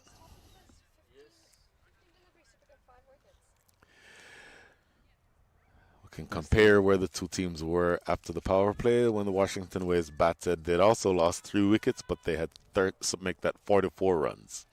So you're well ahead of the game, almost double the number of runs, same number of wickets lost. And again, Kiana Joseph is not there, so you're missing a pretty big piece of your batting attack, at least on paper. Is it too early to say that the result of this game depends on Ritu Singh, who is still to come? Is that too early? Significantly, they certainly are looking at her as one of the power hitters who can add some impetus. But that said, this is the pair who is potentially going to define how close they can get to the total. Well, this is, to me, a drag down from Taranam Chopra. She could potentially have pitched that ball a little bit more, pitched that ball up a little bit more. That length is not going to trouble many batters. Especially when it's pitching and spinning a little more outside the leg stump. That is, they've got enough time to give enough visibility to the batter to adjust and place it to the vacant areas. Good work by Sanvi Sood, but not able to get anything on it. Oh, just not quite able to get to it at long on. And consecutive 4s here to open over number 7. Look at Adam Hall sprinting across the outfield like a gazelle to retrieve that one. Look at this ball again. Just what the doctor ordered. 2 boundaries on the trot. That is exactly what the Raptors need to do. They need some big shots. They need to get their required run rate a bit more manageable. Current run rate a little more higher. Well, after this, we'll go through the run rates.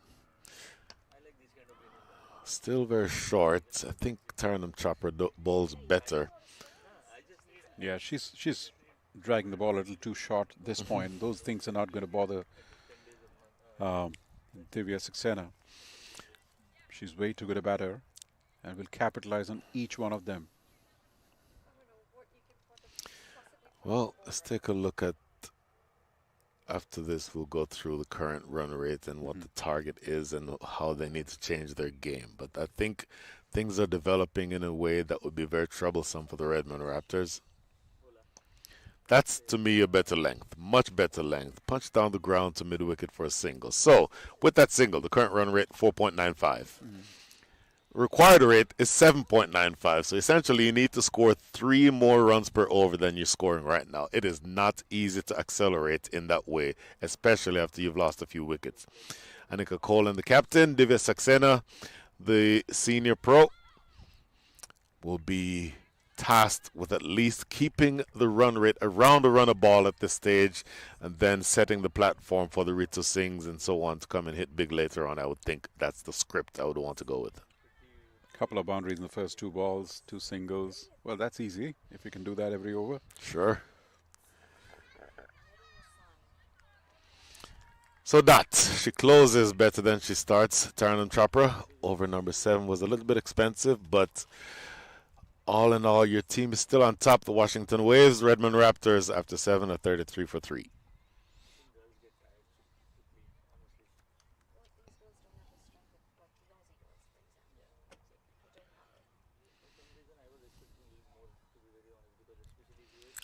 There is the brass. 2 really just very handsome looking gentlemen, too, it has to be said. So, They look content. There's a lot of planning that would have gone behind this, and they've earned the rights to put their feet up a little as they see the fruition, all the vision coming to fruition out here. oh, no Setting question. a great example for other franchises as well across the United States. No question.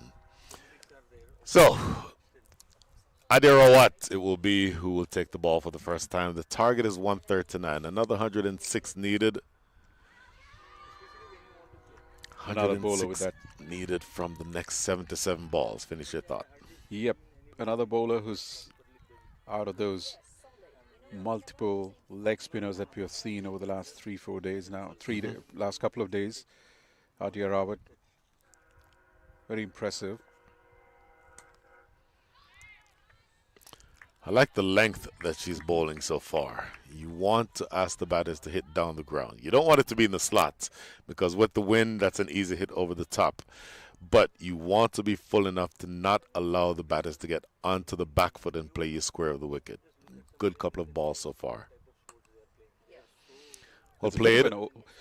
It's a bit of an old school of spin bowling here, Brian. I mean, off late in T20. This is sloppy. Sneak in for the second run there. It was overthrow. And what I was saying was off late in T20 because of the pressure of getting hit. The spinners have been bowling it faster, flatter. So it's heartening to see these young spinners coming and flighting the ball. This is a very old school, high on deception kind of bowling, which gladdens me really that they are being taught the basics by their coaches in an old school way. It's very, let's call it, it's instinctive for a spinner who gets hit to automatically go flat and quick. But you've seen so far, and maybe this one is a little bit too high. It's a full toss, but she gets away with it down to mid-wicket. Isana Vagela doing the fielding down there. But it takes so much courage as a spinner to still toss the ball up, knowing that they want to hit you down the ground, hit you out of the park, to still throw the carrot out there, toss the ball up, and invite them to play the big shot. That takes a lot. Wanted to get a single there, sent back, and rightly so. That is the end of over number 8. Really good one. Just 3 runs coming from the first over bowled by Adi Rawat. End of over number 8, 36 for 3.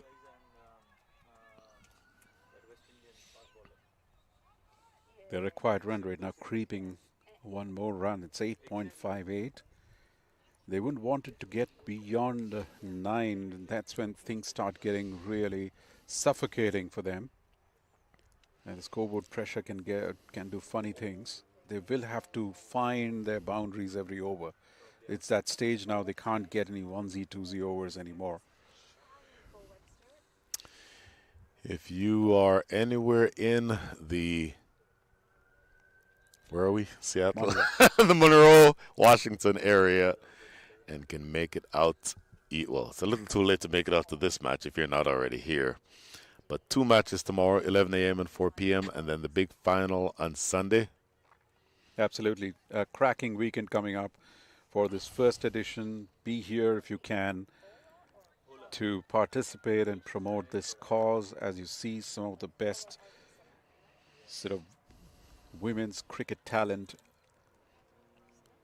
on display here. They're battling it out for the excellence as part of the Seattle Orcas Women's T20 Exhibition Series. It's a great occasion to be here, spending a weekend. We will have two games tomorrow, leading up to the grand finale on Sunday. Really great initiative, and I'm going to specifically call out a person who I've never met in person, but I have become acquainted with through the power of social media. She lives not too far from here, Candice Margison. Candice will not be able to make it here. She just texted me to say on Sunday, but she will be watching. Candice, we miss seeing you here. Hopefully, there will be many more of these that take place. You'll be able to come out and watch yourself.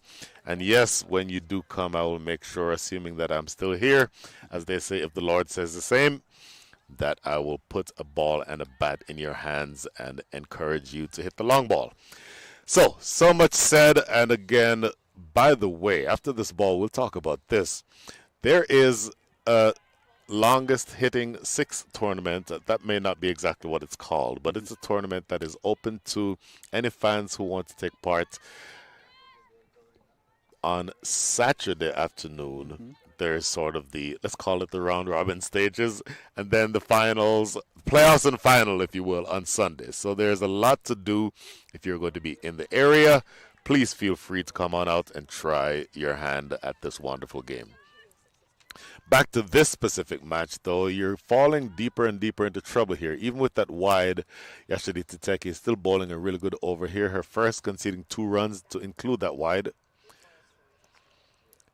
And it feels as though there's a lot of work that still needs to be done. Divya Saxena is going to be an important person here in the chase, along with her captain, Annika Kolan. With that single, the partnership is now worth 24, but it feels like you need a lot more than that. They do, and they do, and they do. They need that, and they need that at a brisk pace now. They have to accelerate.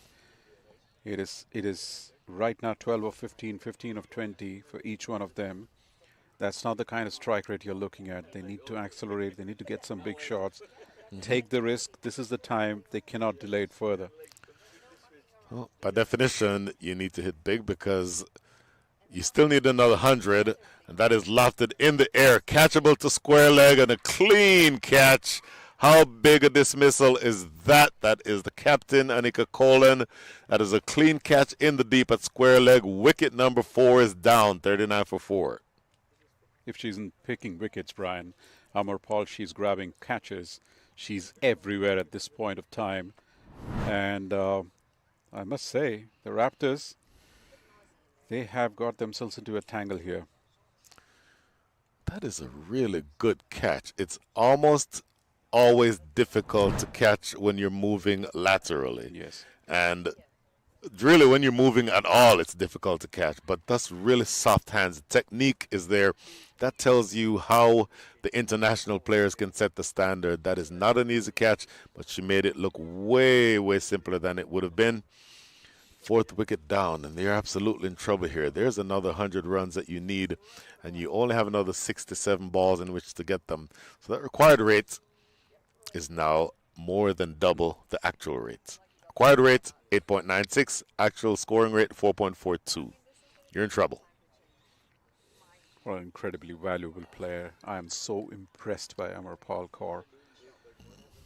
Every single game she's made a definitive impact, if not with the ball, with the field, if not with the field and ball, with the bat. She's someone who can't take her out of action. She's always involved in something or the other. Even in that huddle, she had a lot to say for the team, egging them. Well, I don't know that the best way to start Ritu Singh is a half tracker. She gets away Yep. with it because Ritu Singh in good nick puts that over the ropes, that square leg. End of over number 8. Make that over number 9. It's a good one. And Yashaditi will thank her stars, and she came up pretty cheaply in there. Maybe Ritu was a little flummoxed that she got an easy one so quickly that she could not capitalize on that. oh my goodness. Well, a whole lot of trouble here. Another 11 overs to go. But going into over number 10, I think that you've seen evidence that you're falling further and further behind here in the game. Redmond Raptors going back to Adirawat. Last over before the water break. At least what we assume will be that last over before the water break. In the first game yesterday, the same oppositions, the same format. Raptors batted first, 123, and the Waves came out and defended the total with such aplomb. Their players were all over the place. They didn't give boundaries for a long period of time. And the field rose so well. They're following that same template. It's that this is their first game today. So they're looking fresh. The weather is cool, and they're so chirpy at this point. They see themselves winning this game. Ritu Singh down the ground, but it's going to land short. Tell you what, I don't know that if I'd want to keep hitting the ball in the direction of Amarpal Kaur. She's done everything today.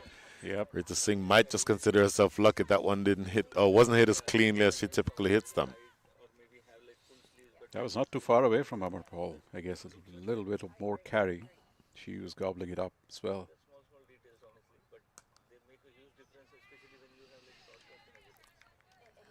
It feels to me, as the required rate now over almost 9.4, that Ritu Singh will probably want to get through the next 2 deliveries, take the water break, assess where they are at that point, and then attack. That shot right there, I think, underscores what I just said, because that's a drivable ball for her. I think she wants to get to the water break, and even though the required rate now is above 9.5, I think she wants to get through the next ball first, and then see what happens in the last 10. Okay, everything I just said, everything I just said, throw out the window, because she threw the kitchen sink at that one. Oh, that is going to be very close. But good athleticism by Ritu Singh, who I believe is the best athlete probably in this tournament.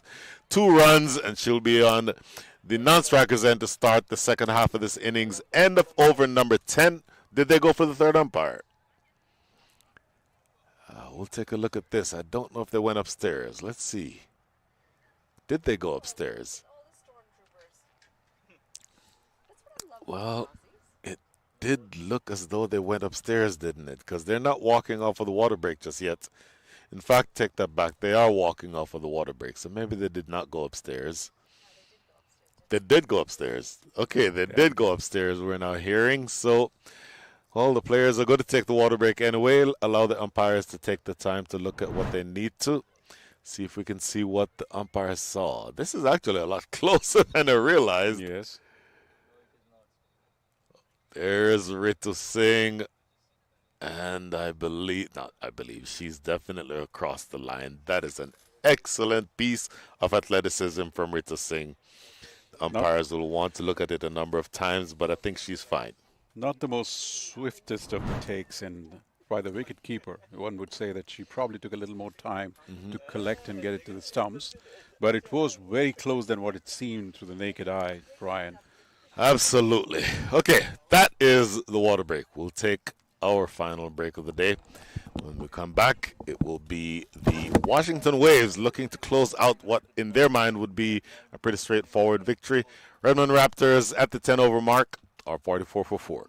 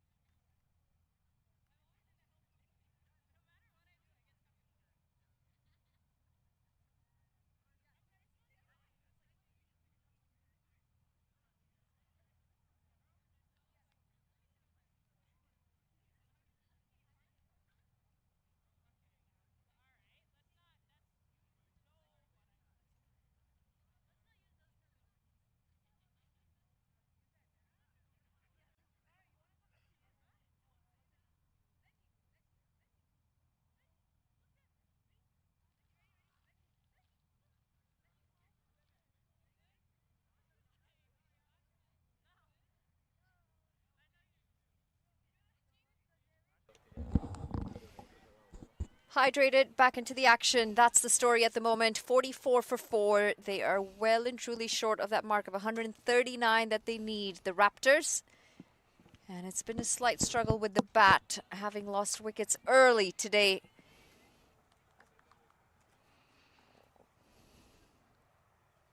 Changing the bowling as well. JV Patak's going to come in.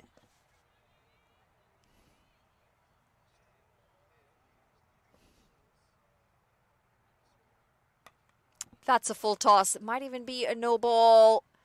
And if the no ball's not called, that might be a wicket. Hand stays down from the umpire. Make that wicket number 5. And it is the set batter. Divya Saxena is going to have to walk back. Gone for 16 off 21. Not the best of deliveries, but when you pick up a wicket off your first delivery, you'll take it. Well, Ritu Singh was begging for a full toss no ball. Umpires did not agree. That is a good, clean catch taken low to the ground. Catch there taken, I believe that is Adirawat. But more to the point, you've lost your international player, Divya Saxena. Ritu Singh has not yet gotten going. She's 4 from 6. And it feels like this is less a question of who is going to win and more a question of what over is going to happen in. Well, the bigger question is, they might lose today, pick up another win tomorrow. If it comes down to tied points again, the net run rate's going to take a hit because they are really falling behind here. You might not win, but you still want to get as close as you can. That net run rate might come into equation. It is going to bring Achini Pereira out to the middle. 95 of 59 is a tall task from here on. Is a really, really tall task. And it's not going to be any easier if the bowling continues to be as accurate and as penetrative as it is. I don't know if you know who Harmeet Singh is. Harmeet Singh playing here. This action, her action, Javi Patak, reminds me of Harmeet Singh. Take a look at this.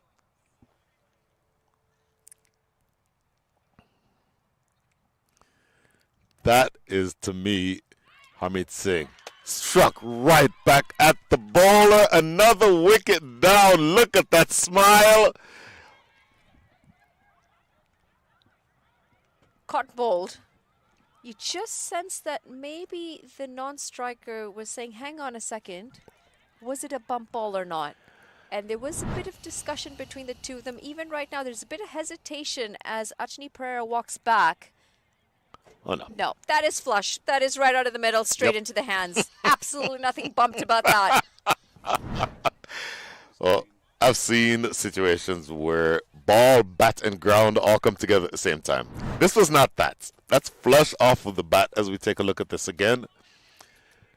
Down the track, looking to get to the pitch, but that is right off the bat. Certainly no ground involved, and that's another batter gone for a duck. Big, big problems here for the Raptors.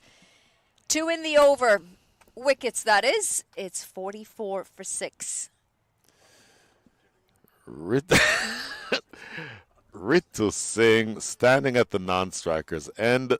4 from 6 is going to be Sahana Shivakumar, who takes her place at the wicket opposite Ritu Singh. At what point do you just say, Ritu Singh, the ball is in your court, so to speak, do what you can do best, hit sixes? Or is it more possible or more advisable to bat all the way through the end? I mean, if you're going for the win, you're gonna have to hit some sixes. The required run rate is 10 runs and over at the moment. The disappointing part for me is the hesitancy in winning the toss and choosing to bat first. So that disappointment would have taken place an hour and a half, 2 hours ago. As of right now, it feels like the objective is less about looking to win. That's going to be wicket number 7. It's through the gate, and the bails have been dislodged. What an over this is.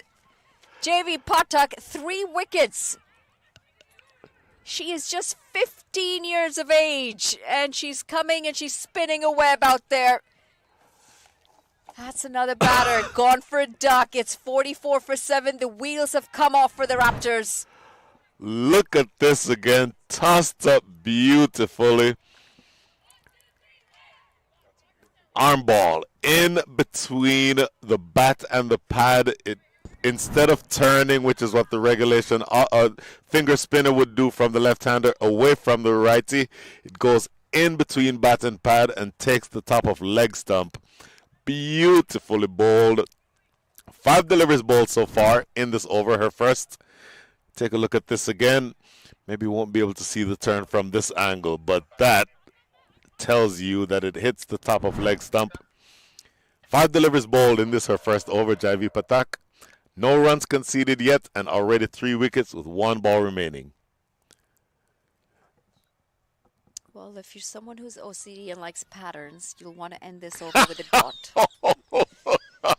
If you're Wicket, JV, not wicket, not Patrick, wicket. I think she'd prefer to end it with a wicket, I was actually. just gonna say. Quadruple wicket maiden would be a really, really beautiful thing to have.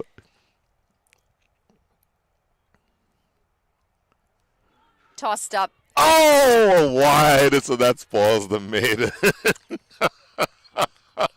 spoils the maiden. It spoils the pattern. That it does. I think we're being a bit harsh. We She are has being picked up harsh. 3 wickets. She's all of 15 years old. Let's take a look at this again.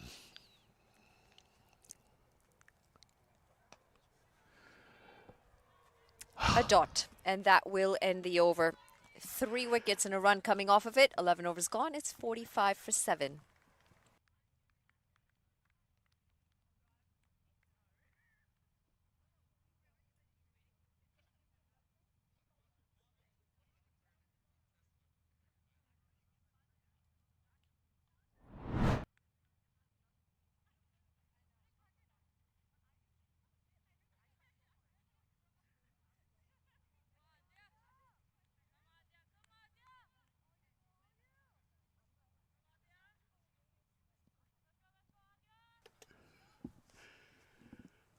Yeah, disappointment from the batters who have fallen, and they should be. Could have played that better. This is going to be runs. It's going to be 4 runs. In fact, Ritu Singh has been at the non-strikers, and she's seen 4 wickets go down. She now needs to single-handedly try and find a way to get them close. And it would be a single-handed job from here, Ritu Singh. Now, can Ritu Singh score 11 runs and over? Absolutely. Very well played. In the gap for 4. Leg side again. It is a massive gap. Should be able to come back for 2.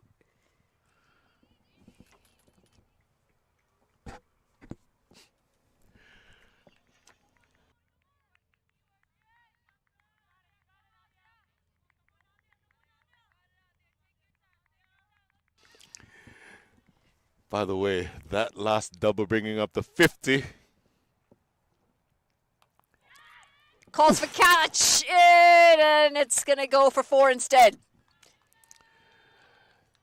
Element of risk there, but I don't think Ritu Singh will mind that very much. She is in hit me mode, or hit ball mode is what I should say. Didn't even attempt to keep that one down. Placed it well, getting it between those 2 fielders on the circle on the offside. It just feels like she could treat this like she's part of the biggest 6 this weekend. She could start that from here, because for me, especially from this end, it's just time to hit ball.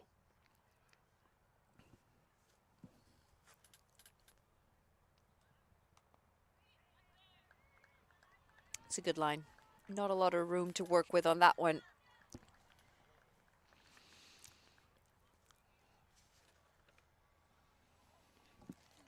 Adya Rawat, 18 years of age. Plenty of teenagers here. Leg side. Oh, what a catch that is! What an outstanding catch that is! Ritu Singh was looking for a boundary. She's looking for a maximum. Instead, Ishani Vagela says, hang on, I've got an arm on this, and it's stuck in the hand. How did that stick? How in the world did that stick? This is 6 for all money. Isana Vagela running to her right. She had no business getting a hand to this, let alone taking the catch. That is absolutely stunning. We are at the angle that we could see that that would have gone over the rope for six had she not caught that. That is brilliant. And the end of Rita Singh just feels now like the end of the match for the Redmond Raptors, 55 for 8. What a catch that was. Best catch this week so far. And I don't think you're going to see one better than that either tomorrow or Sunday. Well, I It wouldn't was go that that- far, but I will say it's the best catch we've seen It so was far. hammered, flat, and hard. She's running to her right. You don't take a better catch than that. I'm sorry. Especially given who it was who was dismissed. That is brilliant. As you pour cold water on my point. I do You love do that a doing lot. that. You do that a lot.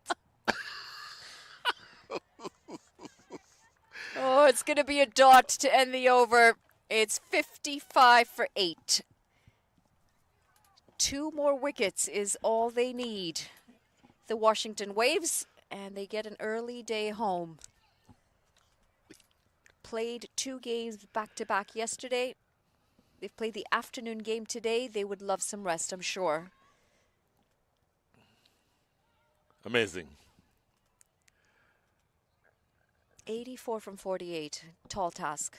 Got 2 batters who are yet to get off the mark. Each has faced one more ball than you and me, and neither of us has played a competitive match in, I don't know, a few years. I don't understand your point. I love seeing you frustrated. I love it. just, I'm just glad the Comcam didn't flip onto us just now. Let's just say it's a long way to go and not many resources to get there. Scampered across for a quick single. Let me tell you, though, I do play some really competitive cricket at home with my kids. And it gets very exciting, very competitive. I don't know if you've seen the clip with the bumper that they bowled at me. Actually, it was a beamer. It wasn't even a bumper. Beamer. It was a beamer. So you might not have hit a few balls out there, but common practice at my house. I love beating up on the kids. Makes me feel very good about You know myself. what? I would think you have the mentality that it doesn't matter if the kids are your own offspring, you'd probably want to put the hurt on them. Oh, 100%. They've got to work for it. No freebies in this world. Set the tone right. Oh, goodness. Outside edge, just short of the fielder. This could be end. Oh, dear. Needed to do better. The bowler had to get her body behind it. Get those hands in place. Well, Javi Patak assumed that this was going to be a direct hit. And that ball was nowhere near. Take a look at this. She backs away, thinking that the ball was going to be a direct hit. Here, she easily here could have gotten in line and collected this. And she collects this. It's an easy run out. So she'll want to clean that up. The youngster.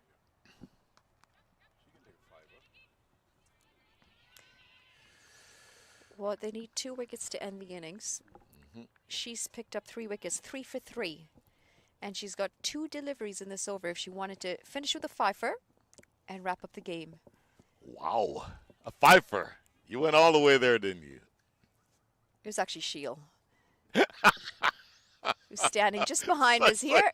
So you're blaming Shield. No, I'm crediting him. That might be a no ball. No. Is it dipping enough? Oh, confusion. Confusion between the 2 fielders. It's going to run away over the ropes as well. I'll just wait to see if this has gone for 4 or 6. Just waiting for the official confirmation from the umpires.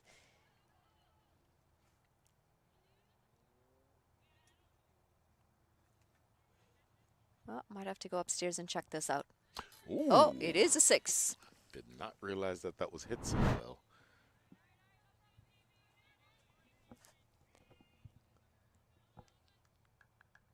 Oh. Very nearly a collision as well. Yeah. Lot of flight, and right in the block hole for a dot to end the over. 13 overs gone. It's 64 for 8. Take a look at this again. See if we can see where this ball lands. This is going to be the best angle, I would think. And this is going to be a hard catch because not only do they each need to watch the ball, but out of the corner of their eye, they would have been seeing each other. And this ball looks like it lands inside the rope. So that would have been an opportunity for the umpires to go upstairs. Had they gone upstairs, I think that the 6 would have been negated and a 4 signaled instead. But that's water under the bridge, to say the least, at this stage. 64 for 8.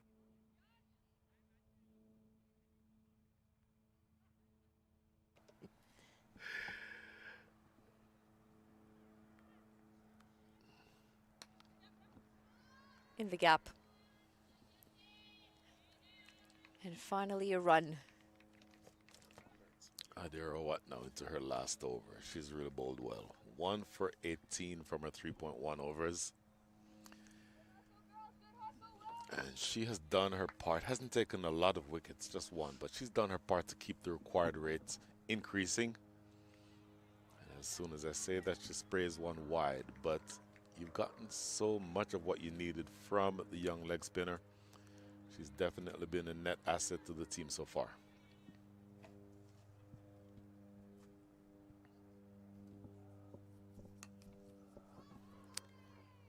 Good use of the feet. Pick up a boundary on this. Extra cover is wide open. And I will tell you that you will never give that back. It's never easy to score in that region of the field, particularly when you're batting this low down the order. So she'll definitely take that.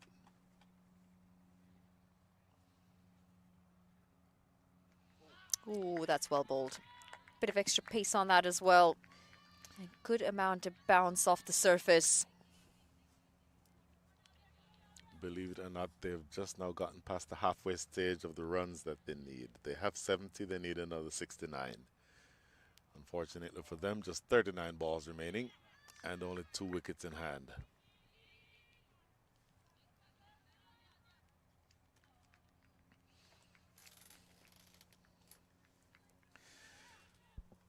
Manal, it feels like 139 was always going to be a stiff chase. But it only got to probably the power play when it started to feel like it was going to be mission impossible for the Redmond Raptors. Well fielded, Oh. trouble, out in the middle. And just makes it home in the end. This is close. It's a good piece of reaction from Adirowat, collecting that ball and then immediately throwing from very close range, but that's not easy to complete that attempted run out. Luckily, at least for the batter, she did just get that bat back in time. Look at this. Good piece of handiwork. Catch, flick the ball back into the stumps, but she just did get back in time. That's well played in the gap. And it's timed well enough as well to find the rope. They'll finish the over with a boundary. 2 boundaries coming off of it. In fact, it's the end of 14, 75 for 8.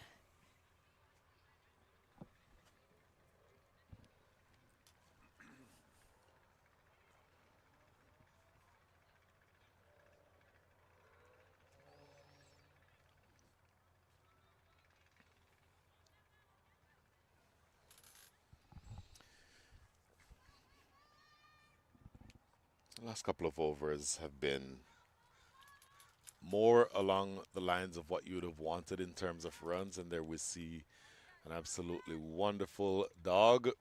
The pleasure that Monali Patel will never have of owning a canine.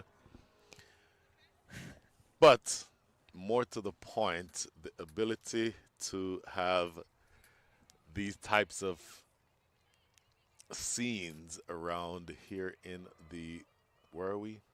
We're in the Monroe, Washington area. is a credit. And just from what I understand, and I live several thousand miles away in Austin, Texas, but I will tell you that the impression, or at least the sense that you get from this part of the country, is that they're really passionate about sports. Oh, that would have been a great effort. Yeah, that really would have been a good one, wouldn't it? Just not getting it into the hands, but good intent. Yeah, Nick Cardoshi almost getting that one, almost getting the hand just underneath that one. But just to finish that point, the sporting culture in this city is very, very strong. Several professional teams, several professional women's teams, and it feels like the part of the country where you could have, in theory, further down the line, something that resembles what we're looking at right now, but at a professional level. Flashed hard on the offside, just Oh. falls short. Very good attempt.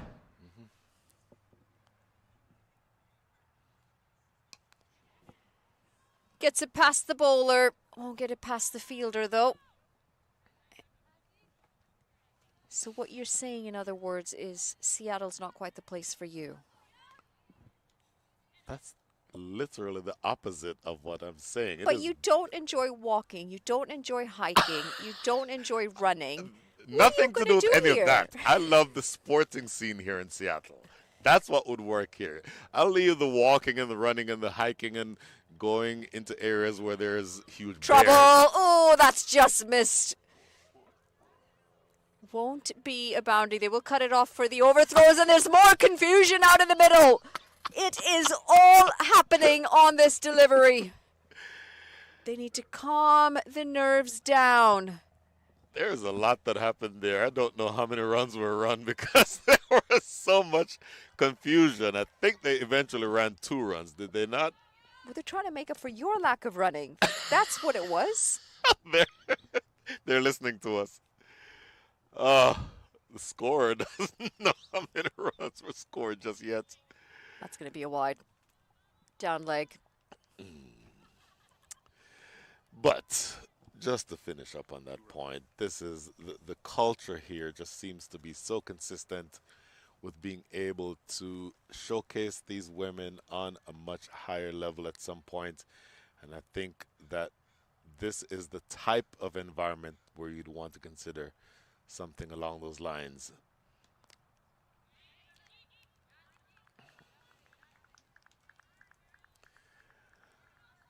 So, last ball coming up here in over number 15. You're about to lose me for the rest of the day, Manali Patel. As long as it's just the rest of the day, I think we'll be fine. Good sharp turn. Good pace as well on that delivery. End of the 15th, it's 80 for 8.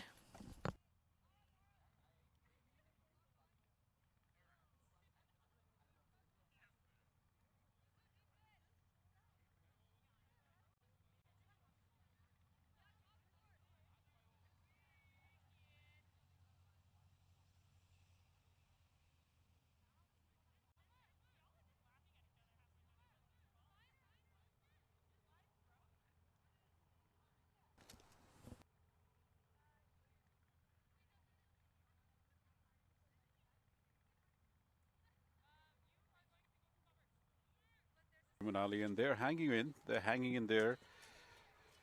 The bridge still too far. 59 of 30 in many circumstances is still a very manageable total, but do they have the firepower in the remaining wickets? And they've lost a lot of them. And it's the talismanic Amarpal core back into the attack. 2 for 12 in a 3. And a good catch to boot with that.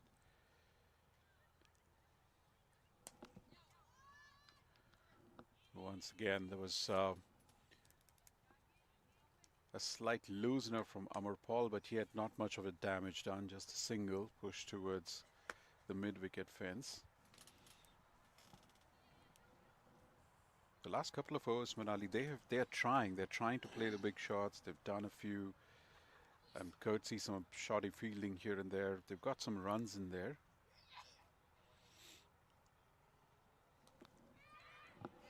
And right That's going to be wicket number 9. Slashed away. Amarpal Kaur comes in. You said she's got a knack of picking up wickets, and she absolutely does. She's picked up her 3rd. Lekha Shetty's going to have to walk back for 15. 9 down now for 81 runs. And Brian has a job on his hands because Amar Paul has 3 wickets. Javi, the young 15-year-old, has 3 wickets. Amar Paul has got a catch to go with it. We know what there are some batting performances there too. But in a game like this, where the bowlers have such a dominating performance, you would tend to think that it would be a bowler who would potentially get recognized as a MVP. But all that is out there, and there's multiple contenders to it. This stage, 81 for 9. Vaishnavi Mangeshkar, she is the last batter in.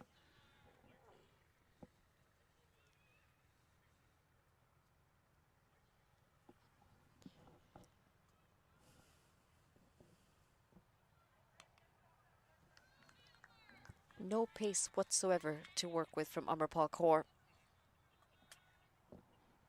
She's an interesting bowler, keeps it on wicket. It's a you miss, I hit.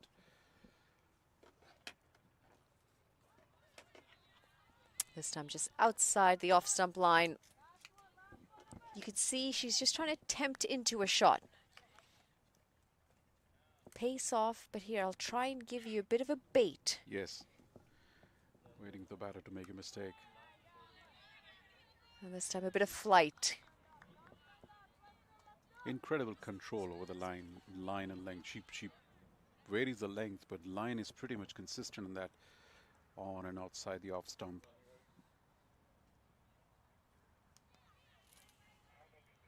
A dot to end the over. 1 run, 1 wicket coming off of it. End of 16, 81 for 9.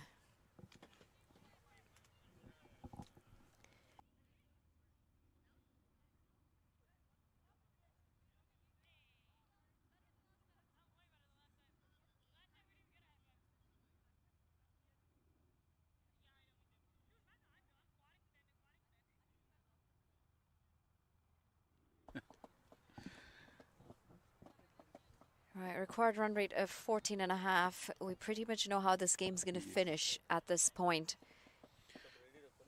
With this stage, Jessica, she would probably be she's shown her intent, played a few big shots. I'm sure she's going to try as Geetika comes back into the attack. 1 for 10 from a 2. I think she feels she has had enough, wants to end the proceedings. Goals for catching! Just gets it past the bowler. I'm sure she saw that in slow motion, Geetika Kodali. Just seeing that last wicket get past her hand. It's that kind of a day, Manali, that we would expect anything to stick around. We've seen some really good grabs through the day, especially that outstanding effort from Isani at the boundary. We could have not been surprised if this would have stuck in 2.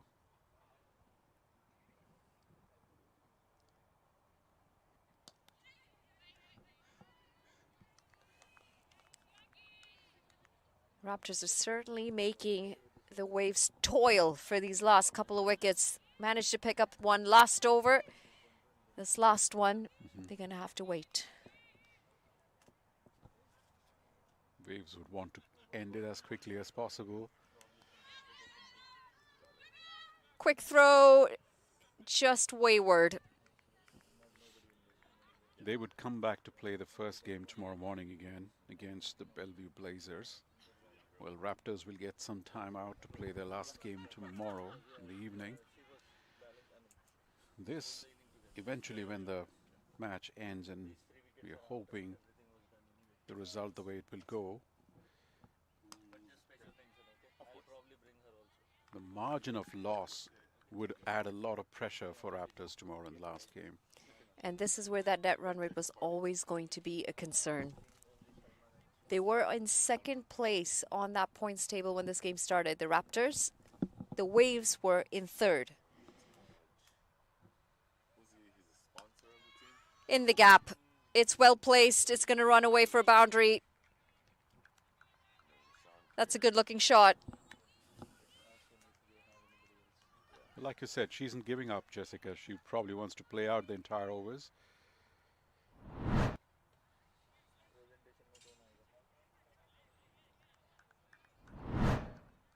You can feel the fatigue setting in now. The player is a little sort of sluggish, little slowish, and that's quite understandable. It's like 2 games back to back is quite a tall order.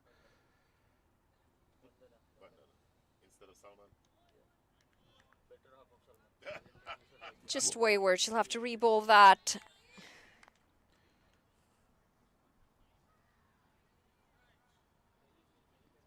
One for 17 for Deepika. Geetika. She's coming to the end of her third.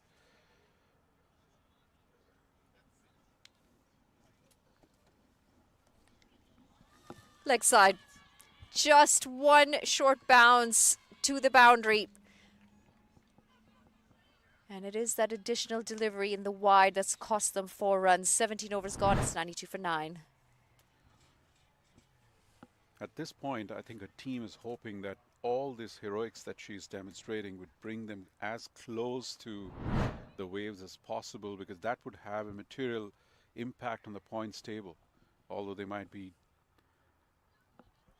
Waves might actually go up with 2 games, but they might not lose too many net run rate points, really.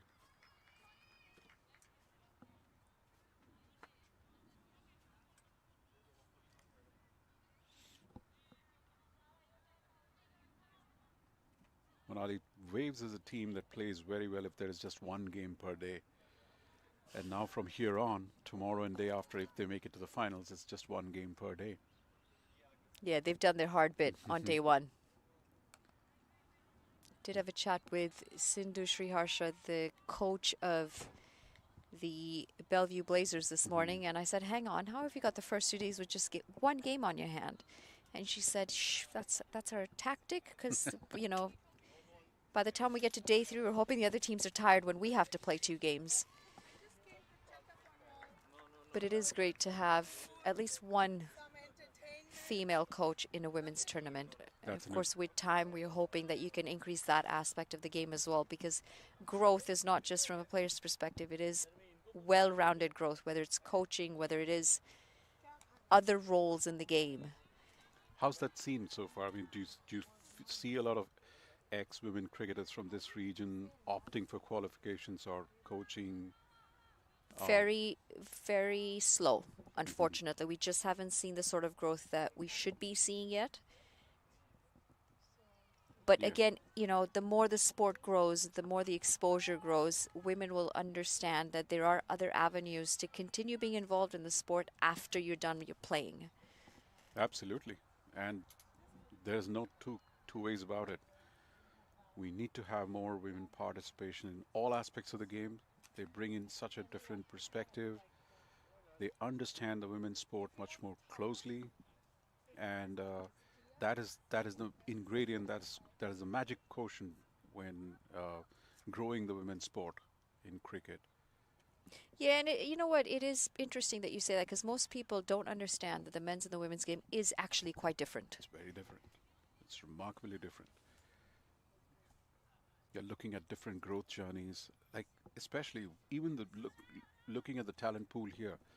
There is such a multifaceted talent pool. Each one of them is so skilled in so many different aspects. This could be trouble. This could be trouble, and it absolutely is. That's going to round up the end of this game. They have been bowled out for 93. It's a run out in the end that'll pick up the final wicket. Never really got going with the bat today, the Redmond Raptors, and you've got to give a lot of credit to the Waves. They came out with a very clinical performance with both bat and ball, and well and truly short of her ground on that occasion. At the end, I would say they came pretty they came this far. We were probably hoping they would probably fall short much earlier. So credit to them that they lose the game by 46 runs, which could have been a bigger margin. So that might just help them with the net run rate a bit. Yeah, handshakes all around as we see the sun setting behind the overcast. It's been a good day of cricket. The Raptors are going to have to try and figure out a way out of the hole that they've dug themselves into, but that is a slightly sorry looking scorecard. The openers never got going today. The skipper 12 off 16 for her, and a handy 16 off 22 from Divya Saxena. Ritu Singh tried. She was out there for quite some time for her 14. Jessica Willith-Gamua at the end, 18 off 14 with Lekha Shetty getting to 15. In the end, not enough partnerships, not enough runs, and the idea that they had to chase the highest total of this tournament so far was just a bit too much for the Redmond Raptors today. They finished the innings on 93 as they have been bowled out in 18 overs. And consecutively 2 days, the Waves defending totals. And if you see, the story is pretty much the same. 8 out of the 10 wickets picked up by the spinners, 3 apiece for JV Pathak, the 15-year-old playing a first game in this competition in just 2 overs, 3 for 10, and the talismanic Amarpal Kaur, 3 for 13 from her 4 overs, along with a catch. Geetika Kodali picked up 1, and Adya Rawat and Yashaditi Teki picked up 1 apiece. So a pretty inspiring performance by Waves today. That's the match summary. Confirmation, 138 for 6 in the first innings. It was good with the bat, especially from Jazara Claxton. 61 off 51 from her and a handy 31 from Tarnum Chopra. The bowling, on the other hand, Amarpal Kaur 3 for 13, JV Pathak 3 for 10. And well and truly short of that is the Redmond Raptors score. 93 bowled out in 18 overs. The batting never really got going. And we did see some outstanding bowling, as I've mentioned, from Amarpal Kaur and JV Pathak. That is going to round off match day number 2 here at the Seattle Orcas Women's T20 Exhibition Series. The Washington Waves have won this by 45 runs. We're going to take a short break. When we come back, we'll have the post-match presentation.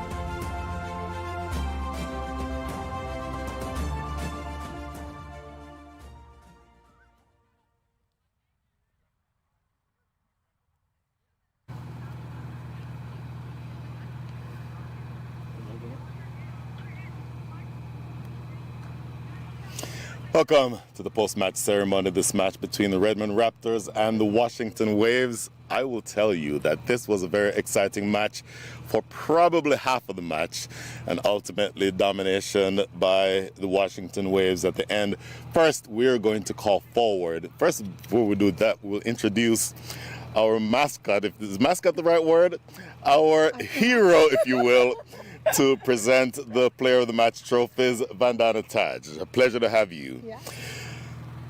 We're going to do something special today. We're going to recognize two players for Player of the Match. The first anchored the batting, 61 from 51, 11 fours, and the sixth, Jazar Claxton. Congratulations. Thank you. So Jazar, question or two for you. Tell me about your mindset when you came into bat. You have a very cheeky look on your face. Tell me about your mindset coming into bat at the top of the order. Runs weren't exactly flowing at the top, but you anchored the innings and got a really good score on the board. I just back myself to go out there and try bat as long as possible and try my best to get the team a good score at the end of the day. You're from St. Kitts. Do I have this right? You play both cricket and football for St. Kitts? Cricket for... Yeah.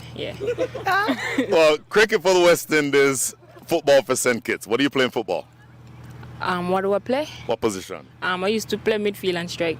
Midfield and striker. So how much football does help, or how much does football help you on the cricket field? I would say it helped most with my fitness. Being able to be out there for long and running between the wickets. Same thing when I was playing football, being out there playing 90 minutes. Really well done today. Congratulations. Thanks. Well done. Jazar Claxton. And the other player who we're going to recognize, this young lady is all of 15 years old. 2 overs, no maidens, 3 for 10. Javi Patak, come on up. Congratulations. Here you go.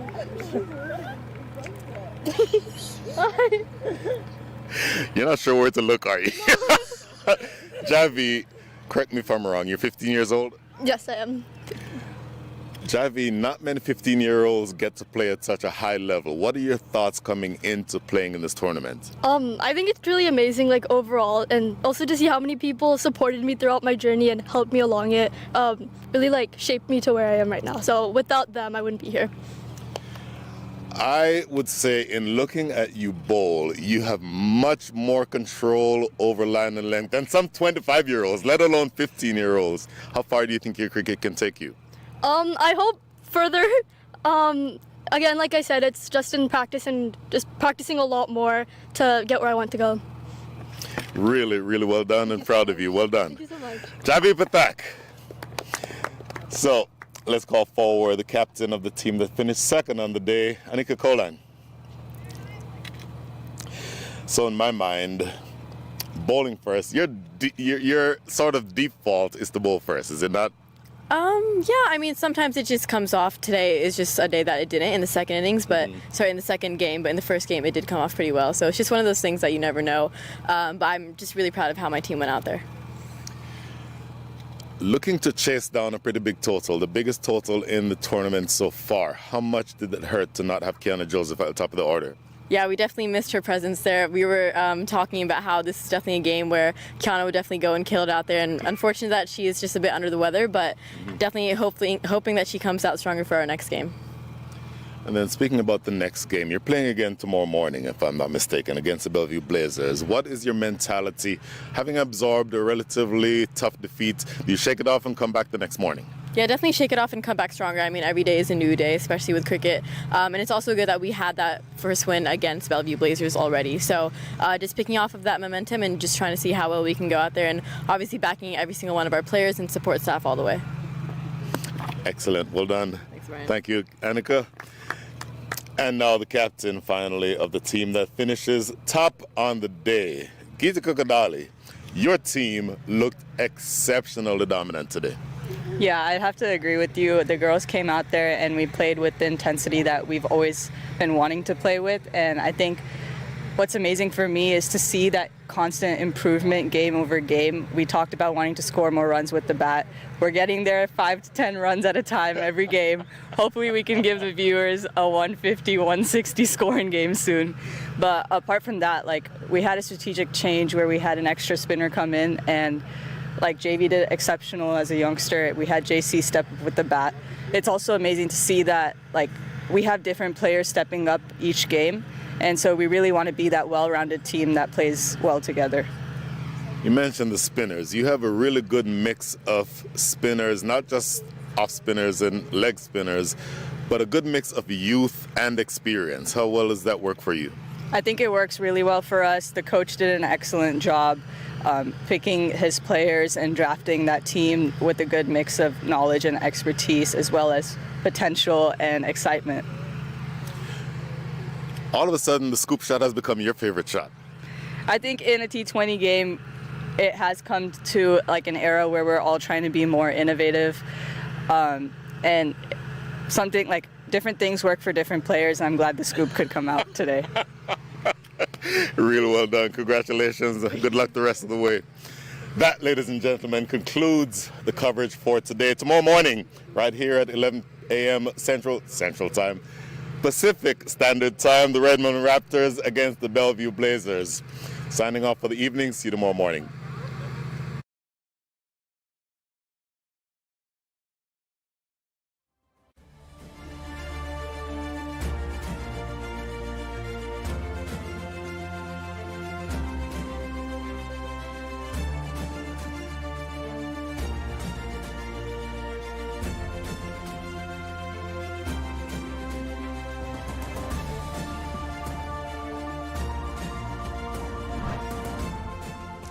Up and over. That is a lovely shot by Nikardoshi. That is one of her favorite shots, and it gets around the wickets.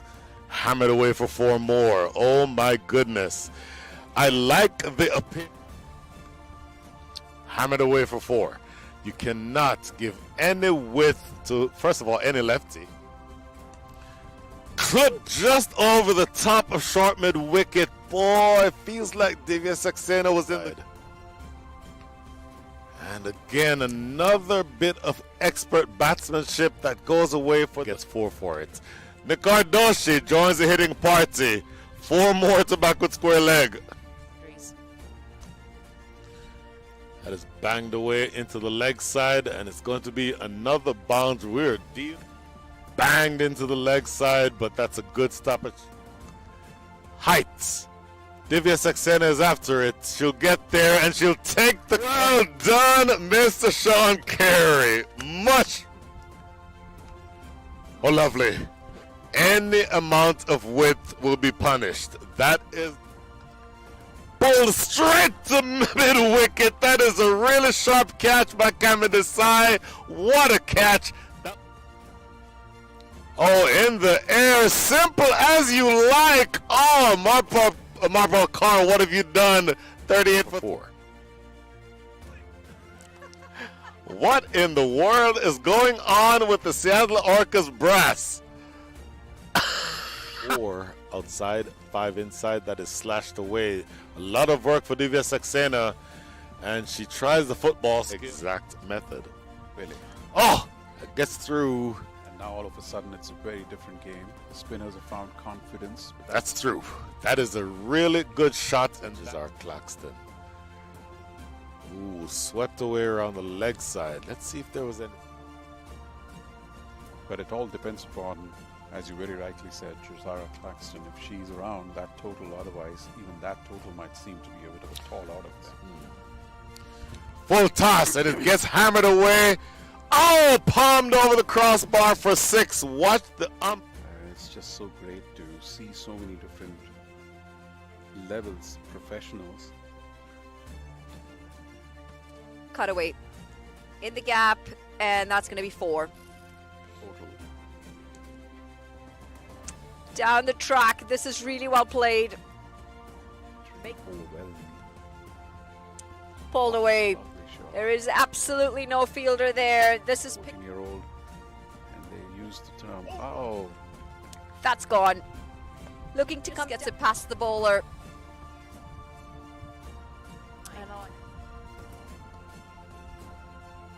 Up and over. And that is an absolute... Angling in. I think this would have been going down leg. That'll do. That'll do nicely. In fact, that's going to bring up another boundary. Tell you what, low full toss. The 18th over. Oh! That is a shot. That is some power on a switch hit. What? There's another switch hit. And she gets it very straight as well. With Jessica Williams-Gamore. Oh, she has Boulder. Toenail, but I've certainly heard it. Well, that's going to be yet another one. This is really well bowled, playing well. And finally, a run off the bat. It could be dicey. Direct hit, and that would have been curtains. Starts well, the captain Geetika Kodali, but it's also going to be the down the track. Beats the first fielder. Very well bowled. That's the first. Gone. Captain of USA taking on Captain of Canada.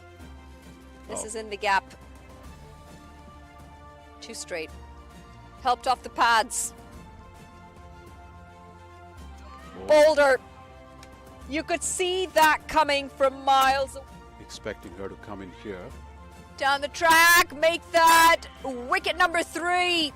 17 for 3. The Washington Waves, and they batted as this is lofted down the ground over the top of the fielder. Power hitters who can add some impetus.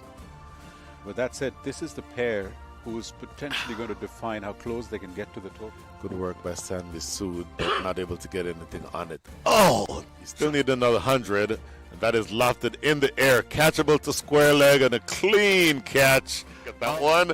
Oh, that is going to be very close. That's a full toss. It might even be a no ball. And if the no ball's not called, that is, to me, Harmeet Singh. Struck right back at the bowler. Another wicket down. The objective is less about looking to win. That's going to be wicket number 7. It's through the game. They should be. Could have played that better. This is going to be runs. It's going to be 4 runs. Calls for catch. And it's going to go for 4 instead. Teenagers here. Leg side. Oh, what a catch that is! What an outstanding catch that is! Ritu Singh was looking for a boundary. She's looking for a maximum. Outside edge, just short of the fielder. This could be end. Oh dear. Needed to do better. Crediting him. That might be a no ball. Is it dipping enough? Oh, confusion. Trouble out in the middle. Just really passionate about sports. Oh, that would have been a great effort. Right. That's going to be wicket number 9. Calls for catch it. Just gets it past the bowler. In the gap. It's well placed. It's going to run away for about... Leg side. Just one short bounce. So skilled in so many different aspects. This could be trouble. This could be trouble, and it absolutely is. That's going to round up the end of this game. They have been bowled out.